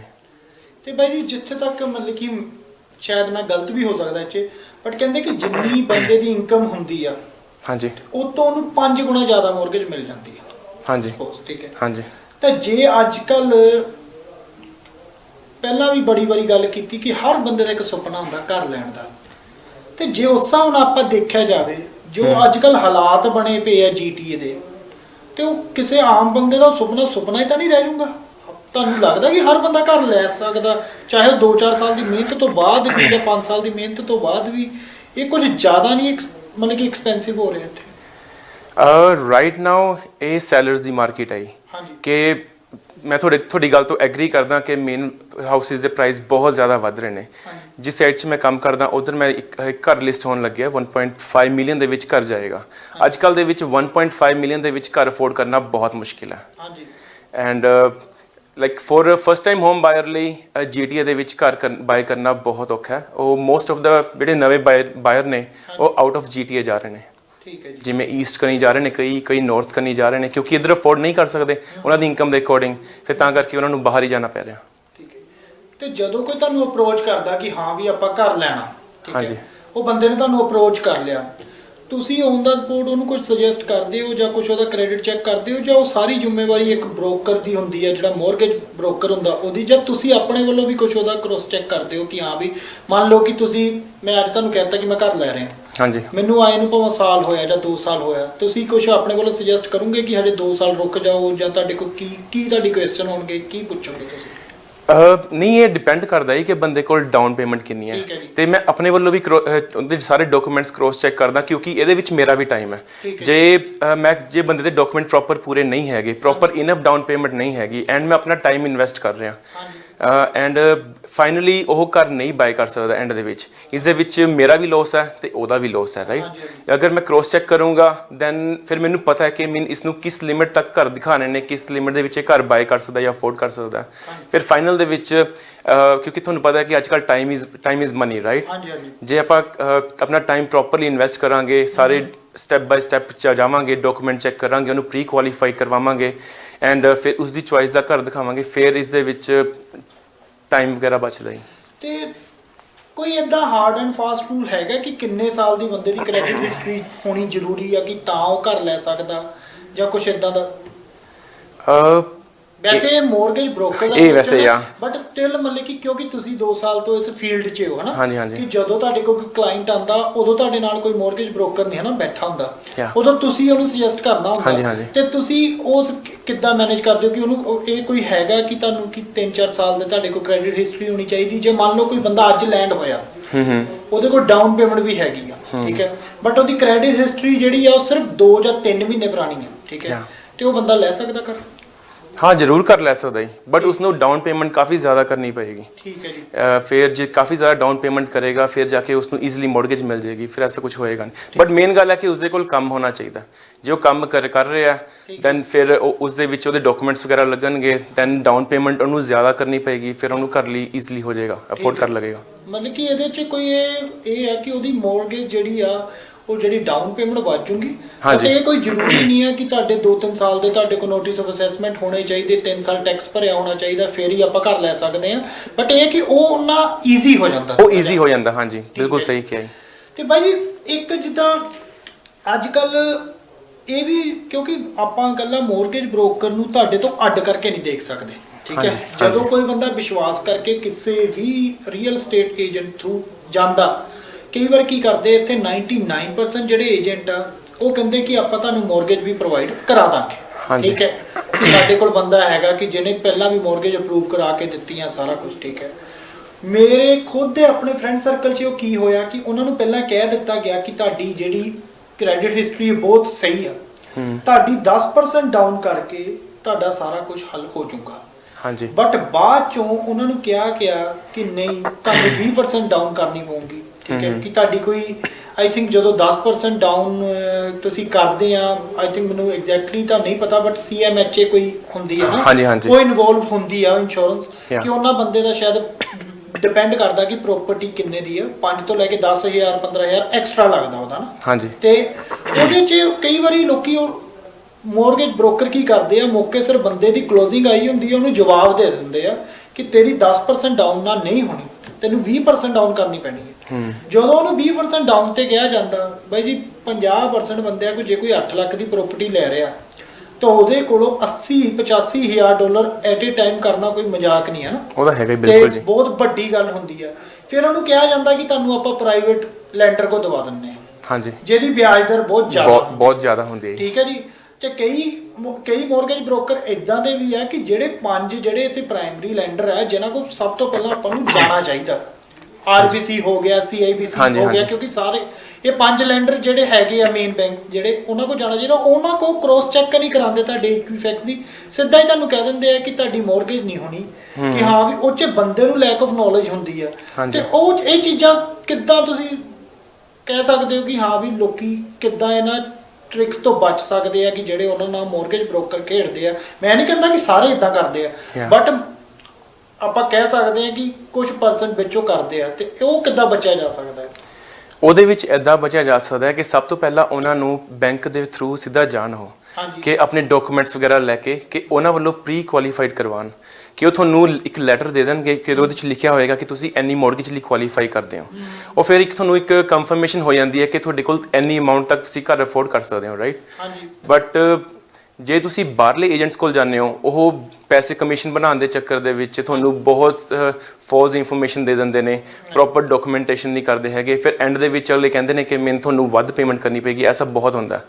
ਬਟ ਇਹੀ ਮੇਨ ਹੈ ਕਿ ਤੁਹਾਨੂੰ ਪਹਿਲਾਂ ਜਿਹੜੇ ਸਪੈਸ਼ਲਿਸਟ ਏਜੰਟ ਨੇ ਜਾਂ ਬੈਂਕ ਵਗੈਰਾ ਨੇ, ਉਹਨਾਂ ਕੋਲ ਜਾ ਕੇ ਮਿਲਣਾ ਚਾਹੀਦਾ ਕਿ ਉਹ ਤੁਹਾਨੂੰ ਪ੍ਰੋਪਰਲੀ ਗਾਈਡ ਕਰਨਗੇ। ਉਹ ਇਜ਼ ਅ ਸੇਫੈਸਟ ਵੇ ਕਿ ਤੁਸੀਂ ਮੌਰਗੇਜ ਲਈ ਕਿੰਨੀ ਕੁਆਲੀਫਾਈ ਕਰਦੇ ਹੋ ਐਂਡ ਫਰਾਡ ਤੋਂ ਬਚਣ ਲਈ। ਤੇ ਉਹਨਾਂ ਨੂੰ ਜਿਹੜਾ ਵਿਆਜ ਦਰ ਕੀ ਉਹਦੀ ਪਰਸੈਂਟੇਜ ਕਿੰਨੀ ਚੱਲਦੀ ਪਈ ਹੈ, ਉਹਦੇ 'ਚ ਕੋਈ, ਜਿੱਥੇ ਤੱਕ ਇੱਕ ਆਮ ਬੰਦੇ ਨੂੰ ਉਹਦੇ ਵਾਸਤੇ ਕੋਈ ਟਰਾਂਸਪੇਰੈਂਸੀ ਹੈ ਨਹੀਂ, ਪਤਾ ਹੁੰਦਾ ਲੋਕਾਂ ਨੂੰ ਕੀ ਚੱਲ ਰਹੀ ਹੈ, ਕਿਸੇ ਨੇ ਕੀ ਲੋਨ ਰਿਹਾ, ਬਟ ਜਦੋਂ ਕੋਈ ਲੈਣ ਜਾਂਦਾ, ਅਪਰੋਚ ਕਰਨ ਜਾਂਦਾ, ਤੇ ਉਹਦੇ 'ਚ ਟਰਾਂਸਪੇਰੈਂਸੀ ਨਹੀਂ ਬੈਂਕਾਂ ਵੱਲੋਂ ਪ੍ਰੋਵਾਈਡ ਕੀਤੀ ਜਾਂਦੀ। ਤੇ ਉਹ ਕਿੱਦਾਂ ਮੇਕ ਸ਼ੋਰ ਕਰਨ ਕਿ ਜਿਹੜੀ ਉਹਨਾਂ ਨੂੰ ਵਿਆਜ ਦਰ ਮਿਲ ਰਹੀ ਆ ਉਹਨਾਂ ਦੀ ਮੌਰਗੇਜ ਤੇ, ਉਹ ਸਹੀ ਆ, ਘੱਟ ਤੋਂ ਘੱਟ ਮਿਲ ਰਹੀ ਆ, ਜਾਂ ਤੋਂ ਉਹ ਫਿਰ ਕੀ ਕ੍ਰੋਸ ਚੈੱਕ ਕਰਨ 2-4 ਲੈਂਡਰਸ ਕੋਲ ਜਾਣ, ਜਾਂ ਕਿੱਦਾਂ ਹੋ ਸਕਦਾ? ਇਹ ਉਹਨਾਂ ਕੋਲ ਆਪਸ਼ਨ ਹੈਗੀ ਆ, ਉਹ ਕਰ ਸਕਦੇ ਨੇ, ਬਿਕੋਜ਼ ਹਰੇਕ ਬੈਂਕ ਦੀ ਡਿਫਰੈਂਟ ਪਰਸੈਂਟੇਜ ਹੁੰਦੀ ਹੈ, ਰਾਈਟ। ਸਹੀ ਹੈ। ਐਂਡ ਕੋਈ ਵੱਧ ਚਾਰਜ ਕਰ ਰਿਹਾ, ਕੋਈ ਘੱਟ ਚਾਰਜ ਕਰ ਰਿਹਾ ਇੰਟਰਸਟ ਰੇਟ। ਐਂਡ ਇਹ ਟਰਾਈ ਕਰ ਸਕਦੇ ਨੇ ਕਿ ਹਰੇਕ ਡਿਫਰੈਂਟ ਬ੍ਰਾਂਚ ਕੋਲ ਜਾ ਕੇ ਉਹਨਾਂ ਨੂੰ ਦੱਸਣ, ਕਿ ਉਹਦੇ ਨਾਲ ਤੁਹਾਨੂੰ ਆਈਡੀਆ ਹੋ ਜਾਊਗਾ ਕਿ ਤੁਹਾਡੀ ਤੁਸੀਂ ਜਿੰਨਾ ਘੱਟ ਇੰਟਰਸਟ ਪੇ ਕਰੋਗੇ, ਤੁਹਾਡੀ ਮੌਰਗੇਜ ਵੀ ਘੱਟ ਹੋਏਗੀ, ਤੁਸੀਂ ਪੈਸੇ ਆਪਣੇ ਸੇਵ ਕਰ ਸਕਦੇ ਨੇ ਬਾਇਰ ਵਗੈਰਾ। ਤੋ ਇਹੀ ਬੈਸਟ ਆਪਸ਼ਨ ਹੈ ਕਿ ਏਜੰਟਸ ਲਾਈਕ ਬਾਕੀ ਬੈਂਕਾਂ ਕੋਲ ਜਾਣ, ਕਿ ਜਿੱਥੇ ਉਹਨਾਂ ਨੂੰ ਬੈਸਟ ਲੱਗਦਾ ਹੈ ਕਿ ਉਹ ਏਜੰਟ ਦੇ ਥਰੂ ਉਹ ਮੌਰਗੇਜ ਕਰਾ ਸਕਦੇ ਨੇ, ਉਹ ਬੈਂਕ ਦੇ ਥਰੂ ਉਹ ਮੌਰਗੇਜ ਕਰਾ ਸਕਦੇ ਨੇ, ਐਂਡ ਫਾਈਨਲੀ ਉਹ ਥੋੜੀ ਬਹੁਤੀ ਮਨੀ ਵਗੈਰਾ ਪੋਕਟ ਦੇ ਵਿੱਚ ਆਪਣੀ ਸੇਵ ਕਰਕੇ ਰੱਖ ਸਕਦੇ ਆ।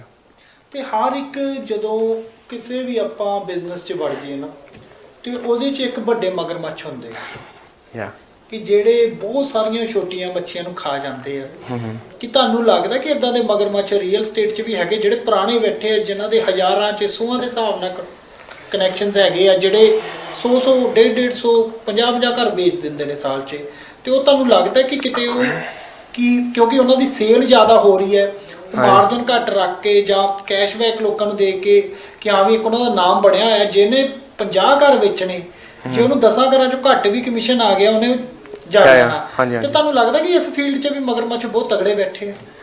ਤੁਸੀਂ ਐਜ਼ ਅ ਮਗਰਮੱਛ ਵੇ ਯੂਜ਼ ਨਹੀਂ ਕਰ ਸਕਦੇ, ਕਿਉਂਕਿ ਉਹ ਐਕਸਪੀਰੀਅੰਸ ਬੰਦੇ ਨੇ, ਰਾਈਟ? ਉਹਨਾਂ ਨੇ ਸਟਾਰਟਿੰਗ ਵੀ ਕਾਫੀ ਸਟਰਗਲ ਕੀਤੀ ਹੈ, ਹੁਣ ਜਾ ਕੇ ਉਹ ਇਸ ਲੈਵਲ ਤੇ ਪਹੁੰਚੇ ਨੇ। ਇਹ ਉਹਨਾਂ ਦਾ ਵਰਕ ਹਾਰਡ ਹੈ ਕਿ ਮੀਨ ਜਿਹੜੇ ਉਹ ਰਾਈਟ ਨਾਓ ਕੰਮ ਕਰ ਰਹੇ ਨੇ, ਡਸਨਟ ਮੈਟਰ ਕਿ ਉਹਨਾਂ ਨੇ ਕੈਸ਼ਬੈਕ ਦਿੱਤਾ ਜਾਂ ਜਿਵੇਂ ਮਰਜ਼ੀ ਦਿੱਤਾ, ਬਟ ਰਾਈਟ ਨਾਓ ਉਹਨਾਂ ਨੇ ਅਚੀਵ ਕੀਤਾ ਜਿਵੇਂ ਮਰਜ਼ੀ, ਭਾਵੇਂ ਵਰਕ ਹਾਰਡ ਕਰਕੇ। ਆਈ ਨੋ ਐਸੇ ਬੰਦੇ ਬਹੁਤ ਹੈਗੇ ਨੇ, ਬਟ ਇਹ ਉਹਨਾਂ ਦੀ ਮਿਹਨਤ ਹੈ ਕਿ ਜੋ ਇਸ ਮੁਕਾਮ ਤੱਕ ਪਹੁੰਚੇ ਨੇ। ਨਹੀਂ ਭਾਈ, ਮੈਂ ਮਤਲਬ ਕਿ ਕਹਿਣ ਦਾ ਮਤਲਬ ਕਿ ਮਗਰਮੱਛ ਦਾ ਕਹਿਣ ਦਾ ਮਤਲਬ ਕਿ ਜਿਹੜੇ ਕੁਝ ਪੁਰਾਣੇ ਜਿਹੜੇ ਕਿਸੇ ਚੀਜ਼ 'ਚ ਜਿਹਨੂੰ ਕਹਿ ਦਿੰਦੇ ਕਿ ਜਿਹਨਾਂ ਕੋਲ ਕੁਝ ਐਕਸਪੀਰੀਅੰਸ ਹੁੰਦਾ, ਕਈ ਵਾਰੀ ਨਵੇਂ ਬੰਦੇ ਦੇ ਪੈਰ ਨਹੀਂ ਲੱਗਣ ਦਿੰਦੇ, ਤੇ ਉਹਦੇ ਬਾਰੇ ਪੁੱਛਣਾ ਤੁਹਾਡਾ ਐਕਸਪੀਰੀਅੰਸ ਜਦੋਂ ਤੁਸੀਂ ਘਰ ਵੇਚਣਾ ਸਟਾਰਟ ਕੀਤਾ ਨਾ, ਕਿ ਉਹ ਇੱਕ ਘਰ ਤੋਂ ਬਾਅਦ ਤੁਹਾਨੂੰ ਰੈਫਰਲ ਮਾਰਕੀਟਿੰਗ ਮਿਲੀ ਜਾਂ ਤੁਸੀਂ ਫਿਰ ਲੀਡ ਲੈ ਕੇ ਫਿਰ ਆਪਣੇ ਲੈਵਲ ਤੇ ਐਫਰਟਸ ਕੀਤੀਆਂ? ਨਹੀਂ, ਰੈਫਰਲ ਮਾਰਕੀਟ ਲਈ ਥੋੜਾ ਤੁਹਾਨੂੰ ਟਾਈਮ ਲੱਗਦਾ, ਕਿਉਂਕਿ ਜਿੰਨੀਆਂ ਤੁਸੀਂ ਵੱਧ ਲੀਡਸ ਲਾਈਕ ਵੱਧ ਟ੍ਰਾਂਜੈਕਸ਼ਨਸ ਕਰੋਗੇ ਉਸ ਹਿਸਾਬ ਨਾਲ ਤੁਹਾਡੀ ਰੈਫਰਲ ਵਗੈਰਾ ਹੁੰਦੀ ਜਾਏਗੀ, ਰਾਈਟ? ਐਂਡ ਫਸਟ ਮੈਨੇ ਜਿਵੇਂ ਫਸਟ ਤੋਂ ਬਾਅਦ ਸੈਕਿੰਡ ਉਹ ਮੈਂ ਫੋਲੋ ਅਪ ਕਰਦਾ ਗਿਆ ਲੀਡਸ ਨੂੰ, ਉਸ ਤੋਂ ਬਾਅਦ ਜਾ ਕੇ ਫਿਰ ਅੱਗੇ ਜਾ ਕੇ ਫਿਰ ਟ੍ਰਾਂਜੈਕਸ਼ਨਸ ਆਈਆਂ। ਤੇ ਇਹਦੇ 'ਚ ਹੁਣ ਬਾਈ ਜੀ ਇੱਕ ਹੋਰ ਮਤਲਬ ਕਿ ਹਰ ਚੀਜ਼ 'ਚ ਕੰਪੀਟੀਸ਼ਨ ਆ। ਤੁਸੀਂ ਆਪਾਂ ਇਹ ਨਹੀਂ ਕਹਿ ਸਕਦੇ ਕਿ ਅੱਜ ਕਿ ਆਪਾਂ ਆਹ ਵਾਲਾ ਕੰਮ ਕਰਦੇ ਉਹ 'ਚ ਕੰਪੀਟੀਸ਼ਨ ਨਹੀਂ ਹੈ। ਕੰਪੀਟੀਸ਼ਨ ਹਰ ਚੀਜ਼ 'ਚ, ਜਿੰਨਾ ਤਗੜਾ ਕੰਪੀਟੀਸ਼ਨ ਹੋਵੇ ਉਨਾ ਤਗੜਾ ਐਫਰਟ ਕਰਨ ਦਾ ਮਜ਼ਾ ਆਉਂਦਾ। ਕਿਉਂਕਿ ਮੈਂ ਇੱਕ ਆਪਣੇ ਫਰੈਂਡ ਦੀ ਗੱਲ ਦੱਸਦਾ ਕਿ ਉਹਦੇ ਫਾਦਰ ਸਾਹਿਬ ਕਹਿੰਦੇ ਹੁੰਦੇ ਸੀ, ਤੇ ਆਪਾਂ ਕਹਿਣਾ ਕਿ IIT 'ਚ ਸੀਟਸ ਬਹੁਤ ਘੱਟ ਹੁੰਦੀਆਂ ਨਾ, ਆਪਾਂ +2 ਨੋਨ ਮੈਡੀਕਲ 'ਚ। ਉਹ ਕਹਿੰਦਾ ਬੇਟਾ ਕਿੰਨੀਆਂ ਹੁੰਦੀਆਂ ਉਦੋਂ? ਸ਼ਾਇਦ ਆਈ ਥਿੰਕ ਜਿਹੜਾ ਸਾਡੇ ਏਰੀਏ 'ਚ ਸਾਡੇ ਰੀਜਨ ਜਿੱਥੇ ਤੱਕ ਆਪਾਂ ਅਪਰੋਚ ਕਰ ਸਕਦੇ ਹੁੰਦੇ ਸੀ, ਸ਼ਾਇਦ 2-2,500 3,000 4,000 ਇੱਦਾਂ ਸੀਟਾਂ ਹੁੰਦੀਆਂ ਸੀ। ਉਹ ਕਹਿੰਦਾ ਕਿ ਤੁਸੀਂ ਇਹ ਕਿਉਂ ਸੋਚਦੇ ਹੋ ਕਿ 5 ਲੱਖ 10 ਲੱਖ ਬੰਦਾ ਅਪੀਅਰ ਹੋ ਰਿਹਾ ਤੇ ਸੀਟਾਂ ਸਿਰਫ ਇੰਡੀਆ ਵਾਈਜ਼ 10,000 ਹੈ ਜਾਂ 20,000 ਹੈ? ਕਹਿੰਦਾ ਤੁਸੀਂ ਇਹ ਸੋਚੋ ਕਿ ਤੁਹਾਨੂੰ ਸਿਰਫ ਇੱਕ ਸੀਟ ਚਾਹੀਦੀ ਹੈ। ਤਾਂ ਕਹਿਣ ਦਾ ਮਤਲਬ ਕਿ ਤੁਸੀਂ ਆਪਣਾ ਵੱਖਰੇ ਢੰਗ ਨਾਲ ਕੰਮ ਕਰ ਸਕਦੇ ਹੋ, ਇਹ ਨਹੀਂ ਮੈਟਰ ਕਰਦਾ ਕਿ ਉਹ 'ਚ ਕਿੰਨੇ ਬੰਦੇ ਆ ਜਾਂ ਕਿੰਨੇ। ਬਟ ਬਈ ਜਿਹੜੀ ਤੁਹਾਨੂੰ ਲੱਗ ਨਹੀਂ ਰਿਹਾ ਕਿ ਥੋੜਾ ਜਿਹਾ ਕਿ ਸੇਲਸ ਇੱਕ ਅੱਛੇ ਸੇਲਸਮੈਨ ਹੋਣਾ ਗੁੱਡ ਆ, ਬਟ ਹੁਣ ਕੋਵਿਡ ਹੈ, ਚਲੋ ਹੁਣ ਗੱਲ ਵੱਖਰੀ ਹੈ, ਬਟ ਕੁਝ ਪਹਿਲਾਂ ਜਦੋਂ ਲੋਕਾਂ ਨੇ ਘਰ ਘਰ ਜਾ ਕੇ ਉਹ ਮਾਰਕੀਟਿੰਗ ਕਰ ਰਹੇ, ਜੇ ਤੁਸੀਂ ਘਰ ਵੇਚਣਾ ਹੋਵੇ ਲੈਣਾ ਹੋਵੇ, ਉਹਨਾਂ ਥੋੜਾ ਜਿਹਾ ਤੁਹਾਨੂੰ ਲੱਗਦਾ ਨਹੀਂ ਕਿ ਲੋਕਾਂ 'ਚ ਥੋੜਾ ਜਿਹਾ ਸਟੈਂਡਰਡ ਡਾਊਨ ਹੁੰਦਾ? ਜਿਵੇਂ ਆਪਾਂ ਡੋਰ ਨੋਕਿੰਗ ਵਗੈਰਾ ਕਰਦੇ ਹਾਂ, ਸਟੈਂਡਰਡ ਤਾਂ ਨਹੀਂ ਆਪਾਂ ਡਾਊਨ ਕਹਿ ਸਕਦੇ, ਕਿਉਂਕਿ ਇੱਕ ਤਰ੍ਹਾਂ ਦਾ ਵੇ ਹੈ ਤੁਸੀਂ ਆਪਣੇ ਕਲਾਇੰਟਸ ਕੋਲ ਅਪਰੋਚ ਕਰਨ ਦਾ, ਰਾਈਟ? ਅੱਜ ਕੱਲ ਕਈ ਕੋਲਡ ਕਾਲਿੰਗ ਵੀ ਕਰਦੇ ਨੇ ਕਿ ਕਾਲ ਕਰਨਾ, ਕਿ ਮੀਨ ਕਾਲ ਦੇ ਵਿੱਚ ਕਾਲ ਨਾਲੋਂ ਬੈਟਰ ਹੈ ਤੁਸੀਂ ਡੋਰ ਨੋਕਿੰਗ ਕਰੋ, ਅਪਰੋਚ ਕਰੋ, ਕਿਉਂਕਿ ਉਹਨਾਂ ਨੂੰ ਇਹ ਹੁੰਦਾ ਕਿ ਮੀਨ ਤੁਸੀਂ ਬਹੁਤ ਵਰਕ ਹਾਰਡ ਕਰ ਰਹੇ ਹੋ। ਈਵਨ ਕਈ ਬੰਦੇ ਐਸੇ ਵੀ ਨੇ, ਜਿਵੇਂ ਮੈਂ ਵੀ ਆਪਣੀ ਐਗਜ਼ਾਮਪਲ ਦੇ ਸਕਦਾ, ਵਿੰਟਰ ਦੇ ਵਿੱਚ ਕਈ ਵਾਰ -30 ਡਿਗਰੀ ਹੁੰਦਾ, -25 ਡਿਗਰੀ ਹੁੰਦਾ, ਮੈਂ ਡੋਰ ਨੋਕਿੰਗ ਕਰਦਾ ਹੁੰਦਾ ਕਿ ਆਪਣੀ ਲੀਡਸ ਮਿਲੇ ਅੱਗੇ ਜਾ ਕੇ, ਕਿ ਉਹਨੂੰ ਫੋਲੋ ਅਪ ਕਰੀਏ, ਫਿਰ ਅੱਗੇ ਕਲਾਇੰਟ ਬਣਾਈਏ।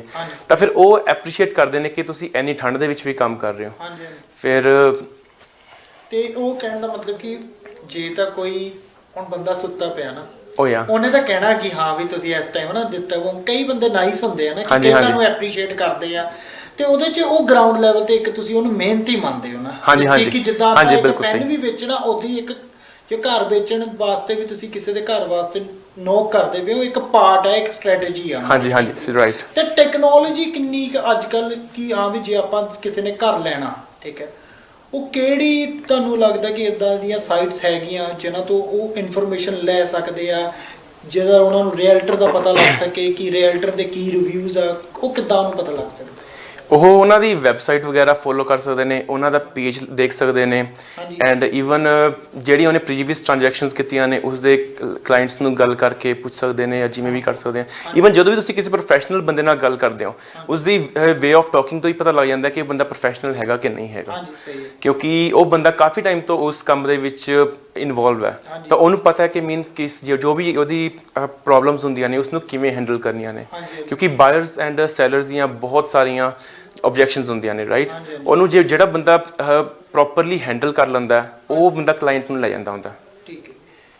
ਤੇ ਬਾਕੀ ਆਪਾਂ ਹੋਰ ਵੀ ਅੱਗੇ ਸਾਡੇ ਕੋਲ ਬਹੁਤ ਸਾਰੇ ਕੁਐਸਚਨ ਹੈ ਬਾਈ ਜੀ ਕੋ ਪੁੱਛਣ ਲਈ, ਕਿਉਂਕਿ ਆਪਾਂ ਕੋਈ ਬਾਈ ਜੀ ਉਹਨਾਂ ਦੀ ਇੱਥੇ ਐਡ ਕਰਨ ਵਾਸਤੇ ਨਹੀਂ ਬੁਲਾਇਆ, ਆਪਾਂ ਤਾਂ ਉਹਨਾਂ ਨੂੰ ਬੁਲਾਇਆ ਕਿ ਸਾਡੇ ਵੱਧ ਤੋਂ ਵੱਧ ਜਿਹੜੇ ਸਾਨੂੰ ਲੋਕ ਸੁਣਦੇ ਨੇ ਉਹਨਾਂ ਨੂੰ ਪਤਾ ਲੱਗ ਸਕੇ। ਜੇ ਕੋਈ ਇੱਕ ਲੇਮੈਨ ਵੀ ਕਾਮਨ ਮੈਨ ਵੀ ਸੁਣਦਾ ਪਿਆ ਤੇ ਉਹਦੇ 'ਚ ਬਾਈ ਕੋ ਹਰ ਤਰ੍ਹਾਂ ਦੇ ਆਪਾਂ ਕੁਐਸਚਨ, ਜਿਹੜੇ ਵੀ ਤੁਹਾਡੇ ਕੁਐਸਚਨ ਆਏ ਹੋਏ ਨੇ, ਆਪਾਂ ਇਹ ਨਹੀਂ ਕਿ ਹਾਂ ਵੀ ਆਹ ਕੁਐਸਚਨ ਜੱਚਦਾ ਨਹੀਂ, ਜੋ ਮਾਰਕੀਟ 'ਚ ਹੋ ਰਿਹਾ ਆਪਾਂ ਸਾਰਾ ਕੁਝ ਪੁੱਛਾਂਗੇ ਅਗਲੇ ਸੈਗਮੈਂਟ 'ਚ।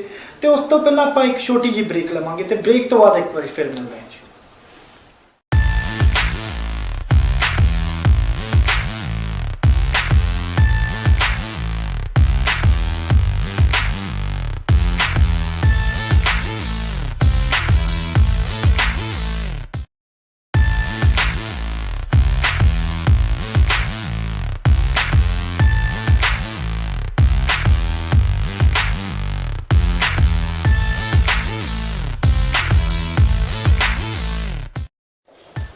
ਤਾਂ ਬ੍ਰੇਕ ਤੋਂ ਬਾਅਦ ਇੱਕ ਵਾਰ ਤੁਹਾਡਾ ਫਿਰ ਤੋਂ ਸਵਾਗਤ ਹੈ। ਤੇ ਹੁਣ ਆਪਾਂ ਬਾਈ ਜੀ ਕੋ ਅੱਗੇ ਕੁਐਸਚਨ ਪੁੱਛਾਂਗੇ ਕਿ ਬਾਈ ਜੀ ਇੱਕ ਹਰ ਬੰਦੇ ਕੋ ਬਹੁਤ ਜ਼ਿਆਦਾ ਡਾਊਨ ਪੇਮੈਂਟ ਨਹੀਂ ਹੁੰਦੀ ਹੈ ਨਾ। ਹਾਂਜੀ। ਬਟ ਅਰਮਾਨ ਹਰ ਬੰਦੇ ਦਾ GTA 'ਚ ਘਰ ਲੈਣ ਦਾ। ਯਾ ਕਿਉਂਕਿ GTA 'ਚ ਜੇ ਕਹਿੰਦੇ ਕਿ ਘਰ ਮਹਿੰਗੇ ਆ, ਥੋੜੀ ਇੱਥੇ ਕਮਾਈਆਂ ਵੀ ਹੈਗੀਆਂ। ਹਾਂਜੀ। ਠੀਕ ਹੈ ਜੀ। ਤੇ ਇੱਕ ਇਹ ਦੱਸੋ ਕਿ ਜੇ ਪ੍ਰੀ ਕੰਸਟਰਕਸ਼ਨ 'ਚ ਕਿੰਨਾ ਘੱਟ ਤੋਂ ਘੱਟ ਕਿੰਨਾ ਟਾਈਮ ਪਹਿਲਾਂ ਬੰਦਾ ਬੁੱਕ ਕਰਾ ਸਕਦਾ ਘਰ, ਤੇ ਕਿੰਨੀ ਘੱਟ ਤੋਂ ਘੱਟ ਉਹਨੂੰ ਇਨਵੈਸਟਮੈਂਟ ਕਰਨੀ ਪੈਂਦੀ ਹੈ, ਤੇ ਕਿੰਨੀਆਂ ਕਿਸ਼ਤਾਂ 'ਚ ਉਹ ਪੈਸੇ ਦੇ ਸਕਦਾ? ਇਹ ਜੀ ਹਰੇਕ ਬਿਲਡਰ ਦੀ ਆਪਣੀ ਆਪਣੀ ਹੁੰਦੀਆਂ ਨੇ। ਕਈ ਬਿਲਡਰ ਡਿਪੈਂਡ ਕਰਦੇ ਨੇ ਕਿ 25% ਤੁਸੀਂ ਆਫਰ ਤੇ ਦੇ ਦਿਓ, 25% ਜਿੰਨਾ ਵੀ ਹੈਗਾ ਡਾਊਨ ਪੇਮੈਂਟ ਦਾ 10% ਜਾਂ ਜੋ ਵੀ ਹੈ ਕਿ ਉਹਦੇ ਵਿੱਚ 10% ਦਾ 25% ਤੁਸੀਂ ਆਫਰ ਤੇ ਦੇ ਦਿਓ, 25% ਤੁਸੀਂ 3 ਮਹੀਨੇ ਬਾਅਦ, 25% 6 ਮਹੀਨੇ ਬਾਅਦ ਜਾਂ 25% ਸਾਲ ਬਾਅਦ। ਇਹ ਸਾਰਾ ਮਿਲਾ ਕੇ ਤੁਹਾਨੂੰ 10% ਜਾਂ 20% ਇਹ ਹਰੇਕ ਬਿਲਡਰ ਦੀ ਰਿਕੁਆਇਰਮੈਂਟ ਹੁੰਦੀ ਹੈ ਕਿ ਤੁਹਾਨੂੰ ਉਹ ਡਾਊਨ ਪੇਮੈਂਟ ਕਰਨੀ ਹੁੰਦੀ ਹੈ। ਕਈ ਐਵੇਂ ਵੀ ਹੁੰਦੇ ਨੇ ਜਿਨ੍ਹਾਂ ਦੀ ਲੌਂਗ ਕਾਫੀ ਲੰਬੀਆਂ ਕਲੋਜ਼ਿੰਗਸ ਹੁੰਦੀਆਂ ਨੇ ਕਿ ਜਿਵੇਂ 2 ਸਾਲ ਬਾਅਦ 3 ਸਾਲ ਬਾਅਦ, ਉਹਦੇ ਵਿੱਚ ਇਹ ਹੋ ਜਾਂਦੇ ਨੇ, ਉਹ ਕਹਿ ਦਿੰਦੇ ਨੇ ਤੁਸੀਂ ਐਵਰੀ ਮੰਥ ਲਾਈਕ $2000 ਤੁਸੀਂ ਜਾਂ $3000 ਜਾਂ $5000 ਜਿਵੇਂ ਵੀ ਹੈ ਤੁਸੀਂ ਉਹਨਾਂ ਦੇ ਬੈਂਕ ਦੇ ਅਕਾਊਂਟ ਦੇ ਵਿੱਚ ਪਾ ਦਿਓ। ਤੇ ਬਾਈ ਜੀ ਅੱਜ ਦੀ ਡੇਟ 'ਚ ਜੇ ਤੁਸੀਂ ਮੈਂ ਲੇਟੈਸਟ ਗੱਲ ਕਰਾਂਗੀ 5-7 ਮਹੀਨੇ ਦੀ, ਹਾਂਜੀ, ਇਹਦੇ 'ਚ ਤੁਹਾਡੇ ਕੋਲ ਜ਼ਿਆਦਾ ਜਿਹੜੇ ਤੁਸੀਂ ਰਿਪਰੈਜ਼ੈਂਟ ਜ਼ਿਆਦਾ ਸੈਲਰਸ ਨੂੰ ਕਰ ਰਹੇ ਹੋ ਜਾਂ ਬਾਇਰਸ ਨੂੰ? ਮੋਸਟਲੀ ਸੈਲਰਸ ਨੂੰ। ਸੈਲਰਸ ਨੂੰ, ਹਾਂਜੀ। ਤੇ ਬਾਈ ਜੀ ਤੁਸੀਂ ਕਹਿ ਰਹੇ ਹੋ ਕਿ ਸੈਲਰ ਦੀ ਮਾਰਕੀਟ ਹੈ ਹਨਾ? ਯਾ ਬਟ ਜੇ ਕੋਈ ਸੈਲ ਕਰ ਰਿਹਾ ਬਾਇਰ ਵੀ ਬੈਠਾ ਹੈ ਨਾ? ਹਾਂ ਉਹ ਤਾਂ ਹੈਗੀ ਹੈ। ਹਾਂਜੀ ਹਾਂਜੀ। ਤੇ ਜਿਹੜੇ ਬਾਇਰ ਨੂੰ ਰਿਪਰੈਜ਼ੈਂਟ ਕਰ ਰਹੇ ਆ ਉਹ ਫਿਰ ਬਾਇਰ ਨਾਲ ਕਿੱਦਾਂ ਇਨਸਾਫ ਕਰ ਪਾ ਰਹੇ ਅੱਜ ਦੇ ਟਾਈਮ 'ਚ? ਕਿਸ ਵੇ ਦੇ ਵਿੱਚ ਇਨਸਾਫ ਕਹਿਣ ਦਾ ਮਤਲਬ ਕਿ ਹੁਣ ਤੁਸੀਂ ਦੇਖੋ ਜਿਹੜਾ ਸੈਲ ਕਰਵਾਉਂਦਾ, ਹਾਂਜੀ, ਉਹਦਾ ਇਹ ਹੁੰਦਾ ਕਿ ਮੈਂ ਵੱਧ ਤੋਂ ਵੱਧ ਰੇਟ 'ਚ ਬੰਦੇ ਦੀ ਪ੍ਰੋਪਰਟੀ ਵਿਕਾਵਾਂ। ਯਾ ਰਾਈਟ। ਠੀਕ ਹੈ ਨਾ? ਹਾਂਜੀ। ਤੇ ਜਿਹੜਾ ਬਾਏ ਕਰਦਾ ਜਦੋਂ ਮਲਟੀਪਲ ਆਫਰਸ ਉਹਨੂੰ ਆ ਜਾਂਦੇ ਆ ਬੰਦੇ ਨੂੰ, ਠੀਕ ਹੈ ਨਾ? ਮਲਟੀਪਲ ਆਫਰ ਕਿਸੇ ਨੇ 5 ਲੱਖ ਦਾ ਆਫਰ ਪਾਇਆ, ਦੂਸਰੇ ਨੇ 5.5 ਦਾ, ਪੌਣੇ 6 ਦਾ, ਠੀਕ ਹੈ ਨਾ? ਫਿਰ ਉਹ 'ਚ ਰੀਅਲਟਰ ਦਾ ਰੋਲ ਕੀ ਰਹਿ ਗਿਆ ਜਦੋਂ ਫਿਰ ਬਾਇਰ ਦੇ ਰੋਲ 'ਚ? ਉਹ ਤਾਂ ਜਿਹੜਾ ਵੱਧ ਆਫਰ ਪਾ ਦੂੰਗਾ ਉਹ ਲੈ ਜਾਊਗਾ ਘਰ। ਫਿਰ ਰੀਅਲਟਰ ਉਹਦਾ ਕੀ ਫਾਇਦਾ ਕਰ ਰਿਹਾ ਜੇ ਮੈਂ ਮਨੀ ਦੇ ਤੌਰ ਤੇ ਕਰਾਂ ਕਿ ਜਾਂ ਉਹਦਾ ਉਹ ਪੈਸਾ ਨਹੀਂ ਬਚਾ ਕੇ ਦੇ ਰਿਹਾ ਕੋਈ, ਜਾਂ ਕੁਝ ਨਹੀਂ ਕਰ ਰਿਹਾ? ਕਿਉਂਕਿ at the end of the day ਮੈਨੂੰ ਪਤਾ ਕਿ ਸਾਰਾ ਕੁਝ ਹੁੰਦਾ, ਜਿਹੜਾ ਬਾਇਰ ਆ ਉਹਨੂੰ ਉਹਨਾਂ ਨੇ ਘਰ ਦਿਖਾਇਆ ਵੀ ਆ, ਵਧੀਆ ਪ੍ਰੋਪਰਟੀਆਂ ਦਿਖਾਈਆਂ, ਸਾਰਾ ਕੰਮ ਉਹਨਾਂ ਦੇ ਰਿਪਰੈਜ਼ੈਂਟੇਟਿਵ ਦਾ ਹੀ ਸੀ। ਹਾਂਜੀ ਹਾਂਜੀ। But at the end of the day ਜਦੋਂ ਤੁਸੀਂ ਕਿਸੇ ਦੇ ਪੈਸੇ ਨਹੀਂ ਬਚਾ ਪਾ ਰਹੇ ਨਾ, ਉਹ ਬੰਦੇ ਦੇ ਫਿਰ ਵੀ ਮਨ 'ਚ ਹੁੰਦਾ ਕਿ ਯਾਰ ਮੈਨੂੰ ਕੋਈ ਉਹਨਾਂ ਫਿਰ ਕਿੱਦਾਂ ਕੀ ਇਨਸਾਫ ਕਰ ਪਾ ਰਹੇ ਆ ਜਿਹੜੇ? ਇਹ ਇਨਸਾਫ ਤੁਸੀਂ ਜਿਵੇਂ ਤੁਸੀਂ ਹੁਣੀ ਕਿਹਾ, ਇਹ ਸੈਲਰਸ ਦੀ ਮਾਰਕੀਟ ਹੈ। ਐਬਸੋਲੂਟਲੀ ਰਾਈਟ ਕਿ ਇਹ ਸੈਲਰ ਦੀ ਮਾਰਕੀਟ ਹੈ। ਇਹਦੇ ਵਿੱਚ ਆਈ ਨੋ ਕਿ ਬਾਇਰਸ ਨੂੰ ਕਈ ਵਾਰ ਬਹੁਤ ਜ਼ਿਆਦਾ ਪੇਮੈਂਟ ਕਰਨੀ ਪੈ ਜਾਂਦੀ ਹੈ। ਜਿਵੇਂ ਰੀਸੈਂਟਲੀ ਹੋਇਆ ਸੀਗਾ, ਕਈ ਘਰ ਮਾਰਕੀਟ ਦੇ ਵਿੱਚ ਵਿਕ ਰਹੇ ਨੇ ਜਿਹੜੇ $1.5 ਲੱਖ ਉੱਪਰ ਓਵਰ ਆਸਕਿੰਗ ਜਾ ਰਹੇ ਨੇ। ਫਿਰ ਉਹਦੇ ਵਿੱਚ ਹੁਣ ਆਪਾਂ ਕੁਝ ਏਜੰਟ ਕੁਝ ਕਰ ਤਾਂ ਸਕਦਾ ਨਹੀਂ, ਕਿਉਂਕਿ ਜੇ ਬੰਦੇ ਦੀ ਰਿਕੁਆਇਰਮੈਂਟ ਹੈ ਕਿ ਉਹਨੇ ਘਰ ਬਾਏ ਕਰਨਾ ਹੀ ਕਰਨਾ ਹੈ ਕਿ ਜਿਹੜੇ ਤਾਂ ਉਹ ਪੇ ਕਰਨ ਲਈ ਤਿਆਰ ਹੈ। ਬਟ ਕਿਉਂਕਿ ਇਹ ਜੇ ਰਾਈਟ ਨਾ ਹੁਣ ਉਹ 1.5 ਲੱਖ ਦਾ ਘਰ 1,60,000 ਦੇ ਵਿੱਚ ਜਾਂ 5 ਮਿਲੀਅਨ ਦਾ ਘਰ ਲਾਈਕ 5 ਲੱਖ ਵਾਲਾ ਘਰ 5.5 ਲੱਖ ਦੇ ਵਿੱਚ ਬਾਏ ਕਰ ਰਿਹਾ, ਇਨ ਫਿਊਚਰ ਦੇ ਵਿੱਚ ਉਹਦਾ ਰੇਟ ਵਧਣਾ ਹੀ ਹੈ, ਉਹਨੂੰ ਪ੍ਰੋਫਿਟ ਹੀ ਹੋਣਾ ਫਿਰ ਵੀ। ਆਈ ਨੋ ਕਿ ਇਹਦੇ ਵਿੱਚ ਏਜੰਟਸ ਕੁਝ ਕਰ ਨਹੀਂ ਸਕਦੇ ਹੈਗੇ, ਕਿਉਂਕਿ ਅੱਜ ਕੱਲ੍ਹ ਜੋ ਸੈਲਰਸ ਦੀ ਮਾਰਕੀਟ ਦੇ ਵਿੱਚ ਉਹ 'ਚ ਕੰਪੀਟੀਸ਼ਨ ਬਹੁਤ ਹੈ ਬਾਇਰਸ ਲਈ, ਕਿਉਂਕਿ ਉਹਨਾਂ ਨੂੰ ਬਹੁਤ ਕੋਈ ਕਿਉਂਕਿ ਲਾਈਕ ਇਹਦੇ ਵਿੱਚ ਇਨਵੈਂਟਰੀ ਘੱਟ ਹੈ, ਬਾਈ ਕਰਨ ਵਾਲੇ ਜ਼ਿਆਦਾ ਬੰਦੇ ਨੇ, ਉਹ ਤਾਂ ਕਰਕੇ ਮਲਟੀਪਲ ਆਫਰਸ ਜਾ ਰਹੀਆਂ ਨੇ, ਬਟ ਬਾਇਰ ਨੂੰ ਹੋਰ ਕੋਈ ਆਪਸ਼ਨਸ ਨਹੀਂ ਹੈਗੀ। ਉਹਨਾਂ ਨੂੰ ਜੇ ਘਰ ਚਾਹੀਦਾ ਥੋੜਾ ਬਹੁਤਾ ਓਵਰਪੇ ਕਰਨਾ ਪੈਂਦਾ ਹੀ ਹੈ। ਏਜੰਟਸ ਬਸ ਇਹ ਕਰ ਸਕਦੇ ਨੇ ਕਿ ਉਹਦਾ ਲਈ ਸਭ ਤੋਂ ਬੈਸਟ ਹੋਮ ਉਹਨਾਂ ਨੇ ਲੱਭ ਲੈਣ, ਜਿਵੇਂ ਉਹਨਾਂ ਦੇ ਕੋਈ ਵਰਕ ਦੇ ਨੇੜੇ ਹੋ ਗਿਆ ਜਾਂ ਕੁਝ ਹੋ ਗਿਆ, ਇਸ ਟਾਈਪ ਦਾ ਘਰ ਕਰ ਸਕਦੇ ਨੇ। ਬਟ ਆਪਣੇ ਵੱਲੋਂ ਉਹ ਟਰਾਈ ਕਰਦੇ ਨੇ ਕਿ ਘੱਟ ਤੋਂ ਘੱਟ ਉਹਨਾਂ ਨੂੰ ਉਹਨਾਂ ਦੀ ਪੋਕਟ ਦੇ ਵਿੱਚੋਂ ਜਾਵੇ ਉਹ ਘਰ ਦੇ ਲਈ। ਤੇ ਇੱਕ ਜਿਹੜੀ ਆਰਗੇਨਾਈਜੇਸ਼ਨ ਦਾ, ਜਿਹੜੀ ਐਸੋਸੀਏਸ਼ਨ ਦਾ ਇਹਨਾਂ ਤੇ ਕੰਟਰੋਲ ਆ, ਹਾਂਜੀ, ਪਹਿਲਾਂ ਕੀ ਹੁੰਦਾ ਸੀ, ਸੇਮ ਬੰਦਾ ਬਾਇਰ ਨੂੰ ਰਿਪਰੈਜ਼ੈਂਟ ਕਰ ਲੈਂਦਾ ਸੀ ਤੇ ਸੇਮ ਹੀ ਸੈਲਰ ਨੂੰ ਕਰ ਲੈਂਦਾ ਸੀ ਨਾ। ਹਾਂਜੀ, ਦੋਨੋਂ ਪਾਸੇ ਉਹਨੂੰ ਇੱਕੋ ਹੀ ਬੰਦੇ ਨੂੰ ਕਮਿਸ਼ਨ ਆ ਜਾਂਦਾ ਸੀ। ਬਟ ਹੁਣ ਉਹਨਾਂ ਨੇ ਕਰਤਾ ਕਿ ਬਾਇਰ ਦਾ ਜਿਹੜਾ ਰਿਪਰੈਜ਼ੈਂਟੇਟਿਵ ਉਹ ਅਲੱਗ ਹੋਊਗਾ, ਸੈਲਰ ਦਾ ਰਿਪਰੈਜ਼ੈਂਟੇਟਿਵ ਜਿਹੜਾ ਉਹ ਅੱਡ ਹੋਊਗਾ, ਠੀਕ ਹੈ ਜੀ। ਬਟ ਅੱਜ ਦੀ ਡੇਟ 'ਚ ਵੀ ਕੀ ਕਰਦਾ ਹੈ ਕਿ ਅੱਜ ਕੱਲ੍ਹ ਲੋਕਾਂ ਦੀ ਭਾਈਬੰਦੀ ਬਣੀ ਹੋਈ ਹੈ, ਜੇ ਕੋਈ ਬਾਇਰ ਵੀ ਹੈਗਾ ਸੈਲਰ ਵੀ ਹੈਗਾ, ਉਹ ਨਾਮ ਦਾ ਕਿਸੇ ਰੀਅਲ ਸਟੇਟ ਆਪਣੇ ਫਰੈਂਡ ਸਰਕਲ 'ਚੋਂ ਪਾ ਲੈਂਦੇ ਆ ਬੰਦੇ ਨੂੰ, ਹਨਾ, ਕਿ ਹਾਂ ਵੀ ਤੂੰ ਇਦਾਂ ਸ਼ੋਅ ਕਰਦੇ ਕਿ ਤੂੰ ਸੈਲਰ ਦਾ ਰਿਪਰੈਜ਼ੈਂਟੇਟਿਵ ਹੈ। ਉਹ ਇੱਕ ਤਰ੍ਹਾਂ ਦਾ ਤੁਹਾਨੂੰ ਇਹ ਨਹੀਂ ਲੱਗਦਾ ਪਿਆ ਕਿ ਅਨਪ੍ਰੋਫੈਸ਼ਨਲ ਜਿਹਾ ਲੱਗਦਾ ਜਦ ਇਹ ਗਲਤ ਹੋ ਰਿਹਾ? ਨਹੀਂ, ਤੁਸੀਂ ਇਸ ਦੇ ਵਿੱਚ ਐਸਾ ਕੁਝ ਨਹੀਂ ਲਿਖਿਆ ਕਿ ਤੁਸੀਂ ਮਲਟੀਪਲ ਲਾਈਕ ਰਿਪਰੈਜ਼ੈਂਟੇਸ਼ਨ ਨਹੀਂ ਕਰ ਸਕਦੇ। ਜੇ ਤੁਸੀਂ ਕਿਸੇ ਨੂੰ ਜਿਵੇਂ ਇੱਕ ਘਰ ਤੁਸੀਂ ਨੇ ਕੋਈ ਲਿਸਟ ਕੀਤਾ, ਉਹੀ ਜੇ ਕੋਈ ਤੁਹਾਨੂੰ ਬਾਇਰ ਆਂਦਾ ਤੁਸੀਂ, ਬਟ ਉਹਦੇ ਵਿੱਚ ਪ੍ਰੋਪਰਲੀ ਡਾਕੂਮੈਂਟ ਹੋਣਾ ਚਾਹੀਦਾ ਕਿ ਜੇ ਤੁਸੀਂ ਮਲਟੀਪਲ ਰਿਪਰੈਜ਼ੈਂਟੇਸ਼ਨ ਦੀ ਸਿਚੁਏਸ਼ਨ ਆਂਦੀ ਹੈ ਕਿ ਤੁਸੀਂ ਉਸ ਹਿਸਾਬ ਨਾਲ ਕਿਵੇਂ ਹੈਂਡਲ ਕਰਨਾ ਹੈ। ਉਹ ਸੈਲਰ ਕੋਲ ਜੋ ਤੁਹਾਡਾ ਕਲਾਇੰਟ ਹੈਗਾ ਤੁਹਾਨੂੰ ਉਹਨੂੰ ਪ੍ਰੋਪਰਲੀ ਐਕਸਪਲੇਨ ਕਰਨਾ ਪਏਗਾ ਕਿ ਜੇ ਐਸੀ ਸਿਚੁਏਸ਼ਨ ਆਏਗੀ ਉਸ ਸਿਚੁਏਸ਼ਨ ਦੇ ਵਿੱਚ ਤੁਸੀਂ ਕਿਸ ਹਿਸਾਬ ਨਾਲ ਬੰਦੇ ਨਾਲ ਡੀਲ ਕਰੋਗੇ। ਇਹਦੇ ਵਿੱਚ ਐਸਾ ਕੁਝ ਨਹੀਂ ਲਿਖਿਆ ਹੈਗਾ ਤੁਸੀਂ ਕਿ ਮੀਨ ਮਲਟੀਪਲ ਰਿਪਰੈਜ਼ੈਂਟੇਸ਼ਨ ਨਹੀਂ ਹੋ ਸਕਦੀਆਂ ਹੈਗੀਆਂ। ਤੇ ਬਾਈ ਜੀ ਇੱਕ ਮੈਂ ਕੁਐਸਚਨ ਤੁਹਾਡੇ ਕੋਲ ਹੋਰ ਪੁੱਛਣਾ ਚਾਹਾਂਗਾ ਕਿ ਜਦੋਂ ਆਪਾਂ ਘਰ ਲੈਣ ਜਾਂਦੇ ਨਾ, ਹਾਂਜੀ, ਬਾਅਦ ਚੋਂ ਕਈ ਲੋਕਾਂ ਨੂੰ ਇਹ ਨਹੀਂ ਪਤਾ ਹੁੰਦਾ ਕਿ ਹਾਂ ਵੀ ਜਦੋਂ ਉਹ 80,000 8 ਲੱਖ ਦੇ ਘਰ ਪਿੱਛੇ 80,000 ਡਾਊਨ ਪੇਮੈਂਟ ਉਹਨਾਂ ਕੋਲ ਹੁੰਦੀ ਹੈ, ਹਾਂਜੀ, ਬਟ ਇਹ ਤੋਂ ਇਲਾਵਾ ਹੋਰ ਕਿਹੜੇ ਹਿਡਨ ਚਾਰजेस ਹੁੰਦੇ ਆ? ਕੋਈ ਵਕੀਲ ਦੀ ਫੀਸ ਲਾ ਲਓ ਜਾਂ ਇੱਕ ਆਪਾਂ ਕੋਈ ਗਵਰਨਮੈਂਟ ਦੀ ਕੋਈ ਫੀਸ ਇੱਥੇ ਹੋਵੇ ਜਿਹੜੀ ਤੁਸੀਂ ਦੱਸਣਾ ਚਾਹੋਗੇ ਕਿ ਜੇ ਆਪਾਂ ਲੈਟ ਸਪੋਜ਼ ਕਰਕੇ ਚੱਲੀਏ ਕਿ ਜੇ ਕੋਈ ਬਰੈਂਪਟਨ 'ਚ ਐਵਰੇਜ ਘਰ ਕੋਈ 8 8.5 ਲੱਖ ਦਾ ਲੈਂਦਾ, ਠੀਕ ਹੈ ਨਾ, ਤੇ ਉਹਦਾ ਕਿੰਨਾ ਪ੍ਰੋਪਰਟੀ ਟੈਕਸ ਬਣੂਗਾ 8 8.5 ਲੱਖ ਪਿੱਛੇ ਬਰੈਂਪਟਨ 'ਚ, ਤੇ ਕਿੰਨੀ ਉਹਦੀ ਗਵਰਨਮੈਂਟ ਦੀ ਫੀਸ ਆਊਗੀ ਜਦੋਂ ਉਹਨੇ ਘਰ ਲੈਣਾ, ਠੀਕ ਹੈ ਨਾ, ਉਸ ਤੋਂ ਬਾਅਦ ਕਿੰਨਾ ਉਹਨੂੰ ਜੇ ਫਸਟ ਟਾਈਮ ਬਾਇਰ ਆ ਕਿੰਨਾ ਉਹਨੂੰ ਡਿਸਕਾਊਂਟ ਮਿਲ ਸਕਦਾ? ਥੋੜਾ ਜਿਹਾ ਉੱਤੇ ਤੁਸੀਂ ਜਾਣਨਾ ਪਾਉਂਗੇ ਪਲੀਜ਼। ਉਹਦੇ ਵਿੱਚ ਜੋ ਵੀ ਪ੍ਰਾਪਰਟੀ ਦੀ ਵੈਲਿਊ ਹੁੰਦੀ ਹੈ ਉਹਦੇ ਵਿੱਚ ਐਕਸਟਰਾ ਆਲਮੋਸਟ 1% ਉੱਪਰ ਲਗਾ ਕੇ ਚੱਲੇ ਡਾਊਨ ਪੇਮੈਂਟ ਤੋਂ ਐਕਸਟਰਾ, ਕਿ ਉਹਦੇ ਵਿੱਚ ਸਾਰੇ ਖਰਚੇ ਹੋ ਜਾਂਦੇ ਨੇ, ਜਿਵੇਂ ਲਾਇਰ ਦੀ ਫੀਸ ਹੋ ਜਾਂਦੀ ਹੈ, ਪ੍ਰਾਪਰਟੀ ਟੈਕਸ ਹੋ ਜਾਂਦਾ, ਐਂਡ ਜਿਹੜੇ ਹੋਰ ਵੀ ਖਰਚੇ ਹੁੰਦੇ ਨੇ ਜਿਵੇਂ ਇਨਸਪੈਕਸ਼ਨ ਵਗੈਰਾ ਕਰਾਣੀ ਹੈ ਪ੍ਰਾਪਰਟੀ ਦੀ, ਉਹ ਸਾਰਾ ਖਰਚਾ ਪਾ ਕੇ ਆਲਮੋਸਟ 1% ਦੇ ਵਿੱਚ ਹੋ ਜਾਂਦਾ।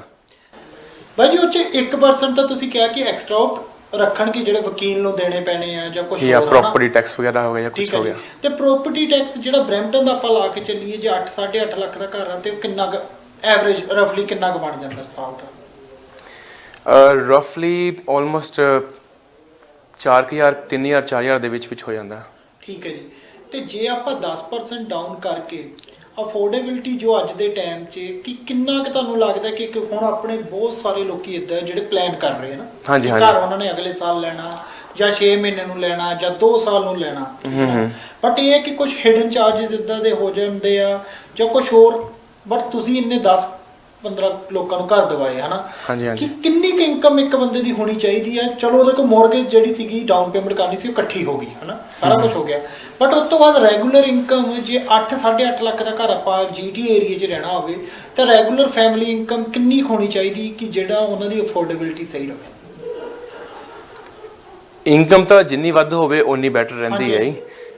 ਜੇ ਬੰਦਾ 8 ਲੱਖ ਦਾ ਘਰ ਲੈਂਦਾ ਹੈ ਤੇ ਆਲਮੋਸਟ $2 ਲੱਖ ਡਾਊਨ ਕਰਦਾ ਹੈ, ਆਲਮੋਸਟ ਇਹਦੀ $3000 ਦੇ ਆਸ-ਪਾਸ ਉਹਦੀ ਮੌਰਗੇਜ ਬਣੇਗੀ ਐਵਰੇਜ, ਤੇ ਉਸ ਤੋਂ ਬਾਅਦ ਉਸਦੇ ਹੋਰ ਉੱਪਰਲੇ ਖਰਚੇ ਹੋ ਜਾਂਦੇ ਨੇ ਜਿਵੇਂ ਪ੍ਰਾਪਰਟੀ ਟੈਕਸ ਹੋ ਗਿਆ ਤੇ ਹੋਰ ਖਰਚੇ ਹੋ ਗਏ ਜਿਹੜਾ ਐਂਡ ਯੂਟਿਲਿਟੀ ਵਗੈਰਾ ਦੇ ਖਰਚੇ ਹੋ ਗਏ। ਜੇ ਬੰਦਾ ਈਅਰਲੀ ਲਾਈਕ ਮੰਥਲੀ $7-8 ਬਣਾ ਰਿਹਾ ਫਿਰ ਥੋੜਾ ਜਿਹਾ ਅਫੋਰਡ ਕਰ ਸਕਦਾ। ਬਟ ਅੱਜ ਕੱਲ੍ਹ ਇਹ ਵੀ ਹੁੰਦਾ ਕਿ ਮੀਨ ਜੇ ਤੁਹਾਡੇ ਕੋਲ ਬੇਸਮੈਂਟ ਫਿਨਿਸ਼ ਹੈਗੀ ਹੈ ਤੁਸੀਂ ਉਸਨੂੰ ਰੈਂਟ ਤੇ ਚੜਾ ਸਕਦੇ ਹੋ, ਉਹ ਵੀ ਐਜ਼ ਅ ਤੁਹਾਡੀ ਇਨਕਮ ਹੈ, ਉਹਦੇ ਨਾਲ ਇਹ ਹੋ ਜਾਂਦਾ ਕਿ ਤੁਹਾਡਾ ਕੁਝ ਕੋਸਟ ਕਵਰ ਅਪ ਹੋ ਜਾਂਦੀ ਹੈ ਉਹਦੇ ਨਾਲ। ਠੀਕ ਹੈ ਜੀ। ਇੱਕ ਬਾਈ ਜੀ ਹੋਰ ਬਹੁਤ ਸਾਰੇ ਲੋਕਾਂ ਨੇ ਕੁਐਸਚਨ ਪੁੱਛਿਆ ਕਿ ਇਹ ਪਤਾ ਨਹੀਂ ਟੈਕਸ ਕਰਕੇ ਜਾਂ ਕੀ ਕਰਕੇ, ਉਹ ਕਹਿੰਦੇ ਕਿ ਜਿਹੜਾ ਬੰਦਾ ਵਰਕ ਪਰਮਿਟ ਤੇ ਆ, ਠੀਕ ਹੈ, ਹਾਂਜੀ, ਉਹ ਘਰ ਲੈ ਸਕਦਾ ਜਾਂ ਨਹੀਂ ਲੈ ਸਕਦਾ? ਜੇ ਲੈ ਸਕਦਾ ਤਾਂ ਉਹਨੂੰ ਕੋਈ ਐਕਸਟਰਾ ਟੈਕਸ ਪੈਂਦਾ ਜਾਂ ਨਹੀਂ? ਹਾਂਜੀ, ਜਿਹੜਾ ਵੀ ਹੈਗਾ ਭਾਵੇਂ ਵਰਕ ਪਰਮਿਟ ਤੇ ਹੈ ਭਾਵੇਂ ਜਿਵੇਂ ਵੀ ਆਇਆ ਟੂਰਿਸਟ ਬੇਸ ਤੇ ਜਾਂ ਉਹ ਉਰੇ ਘਰ ਲੈ ਸਕਦਾ, ਬਟ ਉਸਨੂੰ on the top of that 15% extra pay ਕਰਨਾ ਪਏਗਾ ਸਰਕਾਰ ਨੂੰ, ਐਜ਼ ਅ ਟੈਕਸ ਦੇ ਬੇਸ ਤੇ। ਬਟ ਜਦੋਂ ਉਹ ਉਰੇ ਪਰਮਾਨੈਂਟ ਰੈਜ਼ੀਡੈਂਟ ਹੋ ਜਾਏਗਾ ਉਹਨੂੰ ਉਹ ਪੈਸੇ ਵਾਪਸ ਮਿਲ ਜਾਣਗੇ। ਹਾਂਜੀ ਠੀਕ ਹੈ ਜੀ। ਤੇ ਉਹਦੇ ਚ ਬਾਕੀ ਜਿਹੜਾ ਪੀਆਰ ਚ ਤੇ ਸਿਟੀਜ਼ਨ ਚ ਕੋਈ ਫਰਕ ਨਹੀਂ, ਉਹਨਾਂ ਨੂੰ ਸੇਮ ਟੈਕਸ। ਹਾਂਜੀ ਹਾਂਜੀ, ਕੋਈ ਫਰਕ ਨਹੀਂ। ਇਹ ਹੈ ਕਿ ਜਿਹੜਾ ਕੋਈ ਚਾਹੇ ਸਟੂਡੈਂਟ ਆ ਜਾਂ ਕੋਈ ਟੂਰਿਸਟ ਤੇ ਆਇਆ ਜਾਂ ਕੋਈ ਵਰਕ ਪਰਮਿਟ ਤੇ ਆ, ਉਹਨਾਂ ਨੂੰ 15% ਉਹ ਜਿਹੜਾ ਟੈਕਸ ਆ ਓਵਰਆਲ ਉਹ ਘਰ ਤੇ ਪੂਰੇ ਪ੍ਰੋਪਰਟੀ ਦੇ ਐਕਸਟਰਾ 15% ਉਹਨਾਂ ਨੂੰ ਆਪਣੀ ਪਾਕਟ ਦੇ ਵਿੱਚੋਂ ਪੇ ਕਰਨਾ ਪਏਗਾ। ਠੀਕ ਹੈ, ਪ੍ਰਾਪਰਟੀ ਦਾ ਜਿੰਨਾ ਪ੍ਰਾਈਸ ਹੈ ਉਹਦਾ ਆਪਾਂ 15% ਹਾਂਜੀ ਹਾਂਜੀ ਹਾਂਜੀ, ਕਿ ਪ੍ਰਾਪਰਟੀ ਟੈਕਸ ਦਾ ਨਹੀਂ, ਸਿਰਫ ਪ੍ਰਾਪਰਟੀ ਦੀ ਵੈਲਿਊ ਦਾ। ਹਾਂਜੀ ਹਾਂਜੀ ਹਾਂਜੀ। ਤੇ ਬਾਈ ਜੀ ਹੋਰ ਕੁਝ ਤੁਸੀਂ ਫੀਲਡ 'ਚ ਹੋ ਨਾ, ਹਾਂਜੀ, ਕਿ ਹਰ ਫੀਲਡ ਦੇ ਕੁਝ ਛੁਪੀਆਂ ਹੋਈਆਂ ਗੱਲਾਂ ਹੁੰਦੀਆਂ ਜਾਂ ਕੁਝ ਚੰਗੀਆਂ ਗੱਲਾਂ ਹੁੰਦੀਆਂ ਜਾਂ ਕੁਝ ਇਹਨਾਂ 'ਚ ਮਾੜੀਆਂ ਗੱਲਾਂ ਬੰਦੇ ਨੂੰ ਪਤਾ ਲੱਗਦੀਆਂ ਕਿ ਹਾਂ ਵੀ ਆਪਣੇ ਵੱਲੋਂ ਕੋਈ, ਕਿਉਂਕਿ ਮੈਂ ਜਿੰਨੇ ਕਿ ਮੈਨੂੰ ਨੌਲੇਜ ਸੀ ਜਾਂ ਜਿੰਨਾ ਕਿ ਸਾਡੇ ਕੋਲ ਕੁਐਸਚਨ ਆਏ ਸੀ ਆਪਾਂ ਤੁਹਾਡੇ ਕੋਲ ਮੈਂ ਬਹੁਤ ਸਾਰੇ ਕੁਐਸਚਨ ਪੁੱਛੇ ਆ, ਪਰ ਕੁਝ ਆਪਣੇ ਵੱਲੋਂ ਤੁਸੀਂ ਕੁਝ ਐਡ ਕਰਨਾ ਚਾਹੋ ਕਿ ਹਾਂ ਵੀ ਚਾਹੇ ਉਹ ਬਾਇਰ ਵਾਸਤੇ ਹੋਵੇ, ਚਾਹੇ ਸੈਲਰ ਵਾਸਤੇ ਹੋਵੇ, ਚਾਹੇ ਉਹ ਇਸ ਫੀਲਡ ਬਾਰੇ ਕੁਝ ਦੱਸਣਾ ਹੋਵੇ, ਤਾਂ ਕੁਝ ਤੁਸੀਂ ਆਪਣੇ ਵੱਲੋਂ ਪਲੀਜ਼ ਐਡ ਕਰੋ। ਬਸ ਮੈਂ ਇਹੀ ਚਾਹੂੰਗਾ ਕਿ ਜਦੋਂ ਵੀ ਤੁਸੀਂ ਕੋਈ ਘਰ ਬਾਏ ਕਰਨਾ ਹੈ ਜਾਂ ਸੈਲ ਕਰਨਾ ਹੈ, ਤੁਸੀਂ ਬਹੁਤ ਸਾਰੇ ਏਜੰਟਸ ਨੂੰ ਇੰਟਰਵਿਊ ਕਰੋ ਕਿ ਉਹਦੇ ਵਿੱਚ ਜਿਹੜਾ ਤੁਹਾਨੂੰ ਲੱਗਦਾ ਕਿ ਜਿਹੜਾ ਬੈਸਟ ਬੰਦਾ ਹੈਗਾ ਤੁਹਾਨੂੰ ਬੈਸਟ ਪ੍ਰਾਈਸ ਦਿਵਾ ਸਕਦਾ ਹੈ, ਕਿ ਤੁਹਾਡੀ ਪਾਕਟ ਦੇ ਵਿੱਚ ਜਾਂ ਵੱਧ ਤੋਂ ਵੱਧ ਆਵੇ, ਜਾਂ ਜੋ ਵੀ ਤੁਸੀਂ ਬਾਏ ਕਰ ਰਹੇ ਹੋ ਦੈਨ ਤੁਹਾਡੀ ਪਾਕਟ ਦੇ ਵਿੱਚੋਂ ਘੱਟ ਤੋਂ ਘੱਟ ਜਾਵੇ, ਉਹਦੇ ਵਿੱਚੋਂ ਤੁਸੀਂ ਬੈਸਟ ਏਜੰਟ ਨੂੰ ਚੂਜ਼ ਕਰ ਸਕਦੇ ਹੋ ਜਿਹੜਾ ਤੁਹਾਡੇ ਲਈ ਹੈਲਪਫੁਲ ਹੋਏਗਾ। ਐਂਡ ਹੋਰ ਜੇ ਤੁਸੀਂ ਘਰ ਬਾਏ ਕਰਨ ਜਾ ਰਹੇ ਹੋ, ਸਭ ਤੋਂ ਪਹਿਲਾਂ ਤੁਹਾਨੂੰ ਪ੍ਰੀ ਕੁਆਲੀਫਾਈ ਕਰਵਾਉਣਾ ਪਏਗਾ, ਕਿਉਂਕਿ ਜੇ ਪ੍ਰੀ ਕੁਆਲੀਫਾਈ ਕਰਦਾ ਕਿ ਬੰਦੇ ਨੂੰ ਪਤਾ ਹੁੰਦਾ ਕਿ ਬੰਦਾ ਕਿੰਨੇ ਘਰ ਤੱਕ ਅਫੋਰਡ ਕਰ ਸਕਦਾ। ਐਂਡ ਜੇ ਕੋਈ ਬੰਦਾ ਸੈਲ ਕਰ ਰਿਹਾ ਘਰ, ਉਹਨੂੰ ਜਸਟ ਡਿਪੈਂਡ ਰੀਅਲਟਰ ਤੇ ਨਹੀਂ ਹੋਣਾ ਚਾਹੀਦਾ। ਆਈ ਨੋ ਕਿ ਇਹ ਰੀਅਲਟਰ ਦੀ ਜੌਬ ਹੈ, ਬਟ ਸਟਿਲ ਉਸਨੂੰ ਵੀ ਆਪਣੇ ਅਕੋਰਡਿੰਗ ਰਿਸਰਚ ਕਰਨੀ ਚਾਹੀਦੀ ਹੈ ਕਿ ਪ੍ਰੋਪਰਟੀ ਦੇ ਵਿੱਚ ਮਾਰਕੀਟ 'ਚ ਕੀ ਰੇਟ ਹੋਣਾ ਚਾਹੀਦਾ, ਕਿ ਉਹ ਕਿਸ ਤੇ ਜਾਣਾ ਚਾਹੀਦਾ। ਓਬਵੀਅਸਲੀ ਰੀਅਲਟਰ ਹੈਗਾ ਉਸਨੂੰ ਗਾਈਡ ਕਰਨ ਦੇ ਲਈ, ਬਟ ਸਟਿਲ ਉਸ ਨੂੰ ਵੀ ਆਪਣੇ ਲਈ ਸਰਚ ਆਊਟ ਕਰਨਾ ਚਾਹੀਦਾ, ਬਿਕੋਜ਼ ਉਸਦੀ ਹੈ ਆਪਣੀ ਪ੍ਰੋਪਰਟੀ ਹੈ। ਤੇ ਇੱਕ ਬਾਈ ਜੀ ਸ਼ਾਇਦ ਸਾਈਟ ਹੈ, ਮੈਂ ਗਲਤ ਨਾ ਹੋਵਾਂ, MLS। ਹਾਂਜੀ, MLS। ਤੇ ਉਹ ਤੇ MLS ਹਾਂਜੀ, ਉੱਤੇ ਪ੍ਰੋਪਰ ਦੱਸਿਆ ਹੁੰਦਾ ਨਾ ਕਿ ਇਹ ਘਰ ਕਦੋਂ ਵਿਕਿਆ ਸੀ, ਹਾਂਜੀ ਵਿਕਿਆ ਸੀ ਹਨਾ, ਕਿ ਕਿੰਨੇ ਸਾਲ ਪਹਿਲਾਂ। ਤੇ ਤੁਹਾਨੂੰ ਲੱਗਦਾ ਕਿ ਉਹ ਸਾਈਟ ਵੀ ਬਹੁਤ ਹੈਲਪ ਕਰਦੀ ਹੈ ਜੇ ਕੋਈ ਬੰਦਾ ਰਿਸਰਚ ਕਰਕੇ ਲਵੇ ਤਾਂ? MLS ਦੇ ਵਿੱਚ ਉਹ ਜਸਟ ਏਜੰਟਸ ਦੀ ਅਥਾਰਟੀ ਹੁੰਦੀ ਹੈ ਕਿ ਉਹੀ ਯੂਜ਼ ਕਰ ਸਕਦੇ ਆ, ਕਿਉਂਕਿ ਉਸ ਦੇ ਵਿੱਚ ਉਹ ਮੈਂਬਰਸ਼ਿਪ ਪੇ ਕਰ ਰਹੇ ਨੇ। ਇਹ ਹਰ ਕੋਈ ਨਹੀਂ ਯੂਜ਼ ਕਰ ਸਕਦਾ ਹੈਗਾ। ਟ੍ਰੈਪ ਦੇ ਵਿੱਚ ਜਿਵੇਂ ਏਜੰਟ ਬੋਰਡ ਬਣੇ ਹੋਏ ਨੇ, ਉਹਦੇ ਵਿੱਚ ਤੁਹਾਨੂੰ ਮੈਂਬਰ ਬਣਨਾ ਪਏਗਾ, ਉਹਦੇ ਵਿੱਚ ਤੁਹਾਨੂੰ ਫੀਸ ਹੁੰਦੀ ਹੈ ਈਅਰਲੀ, ਉਹ ਪੇ ਕਰਨੀ ਪਏਗੀ। ਉਸ ਦੇ ਵਿੱਚ ਤੁਹਾਨੂੰ ਐਕਸੈਸ ਮਿਲ ਜਾਂਦਾ ਕਿ ਜੋ ਮਾਰਕੀਟ ਦੇ ਵਿੱਚ ਚੱਲ ਰਿਹਾ, ਉਹਦੇ ਵਿੱਚ ਜੋ ਵੀ ਟ੍ਰੈਂਡ ਹੈਗਾ, ਅਪ ਚੱਲ ਰਿਹਾ, ਡਾਊਨ ਚੱਲ ਰਿਹਾ, ਇਹ ਘਰ ਕਦੋਂ ਵਿਕਿਆ ਸੀ, ਕਿੰਨੇ ਦਾ ਵਿਕਿਆ ਸੀ, ਕਿੰਨੇ ਸਕੁਅਰ ਫੁੱਟ ਹੈ, ਸਭ ਕੁਝ ਉਹਦੇ ਵਿੱਚ ਮੈਂਸ਼ਨ ਕੀਤਾ ਹੁੰਦਾ ਹਰੇਕ ਏਰੀਆ ਵਾਈਜ਼।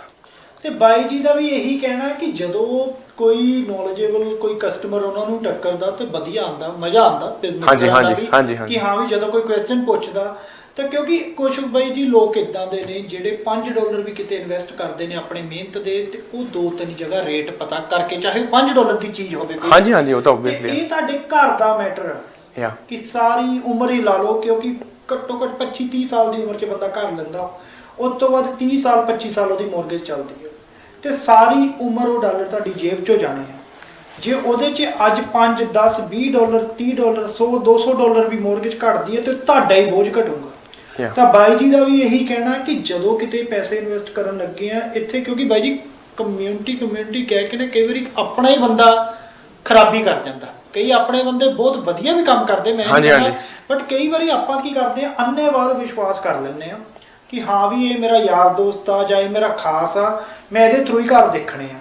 ਤਾਂ ਉਹਦੇ ਵਿੱਚ ਤੁਹਾਨੂੰ ਵੱਖਰੇ ਰੀਅਲਟਰਸ ਨੂੰ ਅਪਰੋਚ ਕਰਨਾ ਚਾਹੀਦਾ, ਉਹਨਾਂ ਥਰੂ ਘਰ ਦੇਖੋ, ਕਿਉਂਕਿ ਤੁਹਾਡੀ ਸਾਰੀ ਉਮਰ ਦਾ ਮੈਟਰ ਹੈ। $8-9 ਲੱਖ ਤੁਸੀਂ ਇਨਵੈਸਟ ਕਰ ਰਹੇ ਹੋ, ਚਾਹੇ ਉਹ ਮੌਰਗੇਜ ਚੱਕ ਰਹੇ ਹੋ, ਤੇ ਉਹਦੇ 'ਚ ਆਹ ਚੀਜ਼ਾਂ ਬਹੁਤ ਧਿਆਨ ਨਾਲ ਤੇ ਪ੍ਰੋਪਰ ਰਿਸਰਚ ਨਾ ਕਰ ਲਿਆ ਜਾਵੇ। ਇਹ ਨਹੀਂ ਕਿ ਤੁਸੀਂ ਅੱਜ ਮੂਡ ਬਣਾ ਲਿਆ ਬਈ ਘਰ ਲੈਣਾ, ਤੇ ਤੁਹਾਡਾ ਕੋਈ ਵੀ ਚਾਚੇ ਦਾ ਮਾਮੇ ਦਾ ਮੁੰਡਾ ਘਰ ਵੇਚਦਾ, ਤੁਸੀਂ ਉਹਦੇ ਕੋਲ ਚਲੇ ਗਏ ਬਾਈ ਕਿ ਹਾਂ ਵੀ ਉਹਦੇ ਸਹਾਰੇ ਬਹਿ ਗਏ। ਇੱਦਾਂ ਨਹੀਂ ਆ, ਇੱਥੇ ਹਰ ਬੰਦਾ ਕਮਾਈ ਕਰਨ ਬੈਠਾ, ਬਟ ਕੁਝ ਇੱਦਾਂ ਦੇ ਜੈਨੂਇਨ ਏਜੰਟ ਵੀ ਆ ਜਿਹੜੇ ਇੱਦਾਂ ਦੀ ਲਾਈਫ ਟਾਈਮ ਤੁਹਾਨੂੰ ਸਲਾਹ ਦੇ ਦੇਣਗੇ ਜੋ ਤੁਸੀਂ ਸਾਰੀ ਉਮਰ ਤੁਸੀਂ ਯਾਦ ਰੱਖੋਗੇ। ਤੁਸੀਂ ਕੀ ਬਾਈ ਜੀ ਐਡ ਕਰਨਾ ਚਾਹੋਗੇ? ਨਹੀਂ, ਬਿਲਕੁਲ ਸਹੀ ਹੈ ਜੀ। ਜਦੋਂ ਵੀ ਕਿਉਂਕਿ ਅਗਲੀ ਦੀ ਮਿਹਨਤ ਦੀ ਕਮਾਈ ਹੈ, ਰਾਈਟ, ਉਹਨੇ 25 ਸਾਲ ਦੇ ਵਿੱਚ ਮੌਰਗੇਜ ਦੇ ਵਿੱਚ ਪੂਰੀ ਉਤਾਰਨੀ ਹੈ, ਉਹਨੇ ਕਮਾਣੀ ਹੈ, ਤਾਂ ਇਹ ਅੱਜ ਕਮਾਈ ਕਿਹੜਾ ਸੌਖੀ ਹੁੰਦੀ ਹੈ। ਤੋ ਉਹਨੂੰ ਸਭ ਤੋਂ ਪਹਿਲਾਂ ਪ੍ਰੋਪਰਲੀ ਹਰੇਕ ਕਾਫੀ ਏਜੰਟ ਨੂੰ ਕਰਨਾ ਚਾਹੀਦਾ ਇੰਟਰਵਿਊ। ਉਹਦੇ ਜਿਹੜਾ ਸਭ ਤੋਂ ਵੱਧ ਹੈਗਾ, ਜਿਹੜਾ ਪ੍ਰੋਫੈਸ਼ਨਲ ਹੈਗਾ, ਉਹਦੇ ਵੱਲ ਨਾਲ ਹੀ ਜਾਣਾ ਚਾਹੀਦਾ, ਉਹਦੇ ਨਾਲ ਕੰਟਰੈਕਟ ਸਾਈਨ ਕਰਕੇ ਫਿਰ ਉਸ ਤੋਂ ਬਾਅਦ ਅੱਗੇ ਜਾਵੇ, ਫਿਰ ਉਸ ਏਜੰਟਸ ਦੇ ਨਾਲ ਘਰ ਦੇਖਣੇ ਚਾਹੀਦੇ ਨੇ। ਹਾਂਜੀ ਹਾਂਜੀ। ਤੇ ਬਾਈ ਜੀ ਬਹੁਤ ਬਹੁਤ ਧੰਨਵਾਦ ਨਾ ਕਿ ਤੁਸੀਂ ਇੱਥੇ ਇੱਕ ਜਾਂਦੇ ਵਾਰੀ ਸਾਡੇ ਸਰੋਤਿਆਂ ਨੂੰ ਅੱਗੇ ਵੀ ਆਪਾਂ ਤੁਹਾਨੂੰ ਫੇਰ ਬੁਲਾਵਾਂਗੇ, ਕਿਉਂਕਿ ਮਾਰਕੀਟ 'ਚ ਬਹੁਤ ਸਾਰੀਆਂ ਗੱਲਾਂ ਜੋ ਗੱਲਾਂ ਕਰਨ ਲੱਗੀਏ ਕਿ ਕਿਸੇ ਨਾਲ ਕੋਈ ਇਨਸੀਡੈਂਸ ਹੋਇਆ। ਮੈਨੂੰ ਸਪੈਸ਼ਲੀ ਮੈਸੇਜ ਆਏ ਸੀ, ਉਹ ਬੰਦਿਆਂ ਨੂੰ ਪ੍ਰੋਬਲਮਸ ਆਈਆਂ ਕਿ ਪਹਿਲਾਂ ਉਹਨਾਂ ਨੂੰ ਕਿਹਾ ਗਿਆ ਕਿ ਤੁਹਾਡੀ 10% ਤੇ ਮੌਰਗੇਜ ਹੋ ਜੂਗੀ, ਜਦ ਕਿ ਇਹਦੇ ਵਿੱਚ ਕੋਈ ਗਾਰੰਟੀ ਨਹੀਂ ਦੇ ਸਕਦਾ। ਕਰਨੀ ਤਾਂ at the end of the day lander ਨੇ ਅਪਰੂਵ ਹੈ ਨਾ। ਤੇ ਬਟ ਉਹਨਾਂ ਨੂੰ ਇੱਕ ਭੋਲਪਨ 'ਚ ਉਹ ਬੰਦੇ ਫਸ ਗਏ, ਉਹਨਾਂ ਨੂੰ ਪ੍ਰਾਈਵੇਟ ਲੈਂਡਰਾਂ ਕੋਲ ਪੈਸੇ ਚੱਕਣੇ ਪਏ। ਕੁਝ ਸਾਊਂਡ ਫੈਮਲੀਆਂ ਤੋਂ ਬਿਲੋਂਗ ਕਰਦੇ ਹੀ ਉਹਨਾਂ ਨੇ ਆਪਣੇ ਘਰਾਂ ਕੋਲ ਮੰਗਾ ਲਏ, ਠੀਕ ਹੈ, ਬਟ ਕੁਝ ਬੰਦਿਆਂ ਨੂੰ ਇੱਥੇ ਪ੍ਰਾਈਵੇਟ ਲੈਂਡਰਾਂ ਚੱਕਣੇ ਪਏ ਪੈਸੇ, ਤੇ ਉਹਨਾਂ ਨੂੰ ਬਾਅਦ ਚੋਂ ਪੇ ਕਰਨੇ ਪੈਂਦੇ ਆ। ਇੱਕ ਤਾਂ ਬੰਦੇ ਦੀ ਮੌਰਗੇਜ ਚੱਲਣੀ ਹੈ, ਜਿਹੜਾ ਉਹ ਪੇਮੈਂਟ ਚੱਕਣੀ ਪੈ ਗਈ, ਉਹਦੀ ਅਲੱਗ ਇੱਕ ਉਹਦੀ ਕਿਸ਼ਤ ਜਾਣ ਲੱਗ ਪੈਂਦੀ ਆ। ਤੇ ਬਾਈ ਜੀ ਇੱਕ ਜਾਂਦੇ ਵਾਰੀ ਕੋਈ ਛੋਟਾ ਜਿਹਾ ਮੈਸੇਜ ਸਾਡੇ ਸਰੋਤਿਆਂ ਨੂੰ ਦੇ ਕੇ ਜਾਓ। ਇਸ ਦੇ ਵਿੱਚ ਮੈਂ ਤੁਹਾਨੂੰ ਇਹੀ ਕਹਿ ਸਕਦਾ, ਜਿਵੇਂ ਤੁਸੀਂ ਇਹ ਸਿਚੁਏਸ਼ਨ ਦੱਸ ਰਹੇ ਹੋ ਕਿ ਮੌਕੇ ਤੇ ਇਹ ਹੋ ਜਾਂਦਾ ਕਿ ਏਜੰਟ ਕਹਿ ਜਾਂਦੇ ਨੇ, ਮੌਰਗੇਜ ਏਜੰਟ ਤੁਹਾਨੂੰ 20% ਡਾਊਨ ਪੇਮੈਂਟ ਕਰਨੀ ਪਏਗੀ। ਉਹਦੇ ਵਿੱਚ ਆਪਾਂ ਇਹ ਕਰ ਸਕਦੇ ਹੁੰਦੇ ਆ ਕਿ ਜਦੋਂ ਵੀ ਕੋਈ ਆਫਰ ਪਾਣੀ ਹੈ ਉਹਦੇ ਵਿੱਚ ਇੱਕ ਕਲੋਜ਼ ਪਾ ਸਕਦੇ ਹਾਂ ਕਿ ਮੌਰਗੇਜ ਅਪਰੂਵਲ ਦੀ ਕਲੋਜ਼ ਪਾ ਸਕਦੇ ਹਾਂ। ਜੇ ਮੌਰਗੇਜ ਪ੍ਰੋਪਰਲੀ ਅਪਰੂਵ ਹੋਏਗੀ ਦੈਨ ਤੁਸੀਂ ਅੱਗੇ ਜਾ ਸਕਦੇ ਹੋ, ਅਦਰਵਾਈਜ਼ ਜਿਹੜੀ ਡੀਲ ਹੁੰਦੀ ਹੈ, ਆਪਾਂ ਨੇ ਆਫਰ ਪਾਈ ਹੁੰਦੀ ਹੈ, ਉਹ ਕੈਂਸਲ ਹੋ ਜਾਏਗੀ। ਉਹਦੇ ਵਿੱਚ ਇਹ ਹੋ ਜਾਂਦਾ ਕਿ ਬਾਇਰਸ ਨੂੰ ਮੌਕੇ ਤੇ ਤੁਹਾਨੂੰ ਜਿਵੇਂ $1 ਲੱਖ ਜਾਂ $80,000 ਕਲੈਕਟ ਕਰਨ ਦਾ ਕੋਈ ਬੋਝ ਨਹੀਂ ਹੁੰਦਾ ਹੈਗਾ। ਫਿਰ ਉਸ ਤੋਂ ਬਾਅਦ ਦੁਬਾਰਾ ਸਾਨੂੰ ਪ੍ਰੋਪਰਲੀ ਪੇਪਰ ਵਰਕ ਕਰਵਾਉਣਾ ਚਾਹੀਦਾ ਉਹ ਬੰਦੇ ਨੂੰ ਕਿ ਮੌਰਗੇਜ ਦੇ ਥਰੂ ਕਿ ਕਿੰਨੀ ਉਹਦੀ ਮੌਰਗੇਜ ਹੁੰਦੀ ਹੈ। ਫਾਈਨਲ ਜਿਹੜਾ ਪ੍ਰੋਪਰ ਪੇਪਰ ਵਰਕ ਹੁੰਦਾ ਉਹ ਕਰੇ, ਐਂਡ ਵਧੀਆ ਏਜੰਟਸ ਨਾਲ ਗੱਲ ਕਰੇ ਜਿਹੜੇ ਪ੍ਰੋਫੈਸ਼ਨਲ ਨੇ, ਭਾਵੇਂ ਰੀਅਲ ਸਟੇਟ ਵਾਲੇ ਨੇ, ਭਾਵੇਂ ਮੌਰਗੇਜ ਵਾਲੇ ਨੇ, ਕਿਉਂਕਿ ਜੇ ਤੁਸੀਂ ਪ੍ਰੋਫੈਸ਼ਨਲ ਬੰਦੇ ਨਾਲ ਜਾਓਗੇ ਉਹੀ ਤੁਹਾਨੂੰ ਵਧੀਆ ਗਾਈਡ ਕਰੇਗਾ। ਉਹਦੇ ਨਾਲ ਤੁਹਾਡਾ ਵੀ ਟਾਈਮ ਬਚੇਗਾ ਕਿ ਤੁਹਾਡੀ ਪੈਸੇ ਵੀ ਬਚਣਗੇ, ਇਹਦੇ ਨਾਲ ਤੁਹਾਡੀ ਸਟ੍ਰੈਸ ਵੀ ਥੋੜਾ ਦੂਰ ਰਹੇਗਾ। ਭਾਈ ਉਹ ਜਾਂਦੇ ਵਾਰੀ ਮੈਂ ਇੱਕ ਐਡ ਕਰਨਾ ਚਾਹੂੰਗਾ ਕਿ ਉਹ ਤਾਂ ਡਿਪੈਂਡ ਕਰਦਾ ਨਾ ਕਿ ਆਫਰ ਕੰਡੀਸ਼ਨਲ ਆ ਜਾਂ ਅਨਕੰਡੀਸ਼ਨਲ ਆ। ਹਾਂਜੀ। ਕਹਿਣ ਦਾ ਸੈਂਸ ਕਿ ਜਦੋਂ ਤੁਸੀਂ ਹੁਣ ਕਹਿ ਰਹੇ ਹੋ ਸੈਲਰ ਦੀ ਮਾਰਕੀਟ ਆ, ਠੀਕ ਹੈ, ਉਹਦੇ 'ਚ ਜੇ ਉਹਦੇ ਕੋਲ ਮਲਟੀਪਲ ਆਫਰ ਆ ਰਹੇ ਆ ਤੇ ਉਹਨੇ ਤਾਂ ਡੈਫੀਨੇਟਲੀ ਅਨਕੰਡੀਸ਼ਨਲ ਉਹ ਤਾਂ ਐਕਸੈਪਟ ਕਰੂੰਗਾ, ਹਨਾ, ਕਿ ਉਹ ਜੇ ਉਹਦੀ ਮੌਕੇ ਸਿਰ ਨਹੀਂ ਮੌਰਗੇਜ ਹੁੰਦੀ, ਉਹ ਜਿਹੜਾ ਸਟਾਰਟਿੰਗ 'ਚ 10,000 ਜਾਂ 20,000 ਉਹ ਫਿਰ ਉਹ ਜਿਹੜਾ ਸੈਲਰ ਹੁੰਦਾ ਉਹਦੇ ਕੋਲ ਚੱਲ ਜਾਂਦਾ।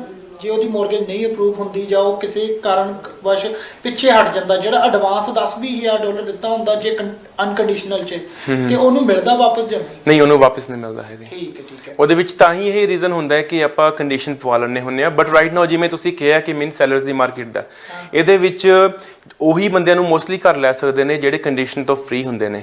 ਫਰਮ ਆਫਰ ਜਿਹੜੀ ਹੁੰਦੀਆਂ ਨੇ, ਕਹਿ ਸਕਦੇ ਆਪਾਂ ਉਹਨਾਂ ਨੂੰ ਫਰਮ ਆਫਰ, ਕਿ ਕੋਈ ਕੰਡੀਸ਼ਨ ਨਹੀਂ ਹੈਗੀ, ਤੇ ਉਹਦੇ ਵਿੱਚ ਬੰਦੇ ਦੇ ਪੈਸੇ ਬਚ ਜਾਂਦੇ ਹੁੰਦੇ ਨੇ। ਠੀਕ ਹੈ ਜੀ ਬਾਈ ਜੀ, ਬਹੁਤ ਬਹੁਤ ਧੰਨਵਾਦ, ਬਹੁਤ ਤੁਸੀਂ ਇਨਫੋਰਮੇਸ਼ਨ ਦਿੱਤੀ, ਠੀਕ ਹੈ ਜੀ। ਤੇ ਅੱਗੇ ਆਪਾਂ ਤੁਹਾਡੇ ਨਾਲ ਫਿਰ ਰਾਬਤਾ ਕਾਇਮ ਕਰਾਂਗੇ, ਫਿਰ ਤੁਹਾਨੂੰ ਲੈ ਕੇ ਆਵਾਂਗੇ ਕਿ ਕੀ ਮਾਰਕੀਟ 'ਚ ਚੱਲ ਰਿਹਾ। ਤੇ ਧੰਨਵਾਦ। ਤੇ ਬਾਈ ਜੀ ਦਾ 21 ਸੈਂਚੁਰੀ ਨਾਲ ਕੰਮ ਕਰਦੇ ਆ। ਹਾਂਜੀ, ਸੈਂਚੁਰੀ 21 ਨਾਲ। ਤੇ ਧੰਨਵਾਦ ਜੀ, ਸਤਿ ਸ਼੍ਰੀ ਅਕਾਲ। ਸਤਿ ਸ਼੍ਰੀ ਅਕਾਲ ਜੀ।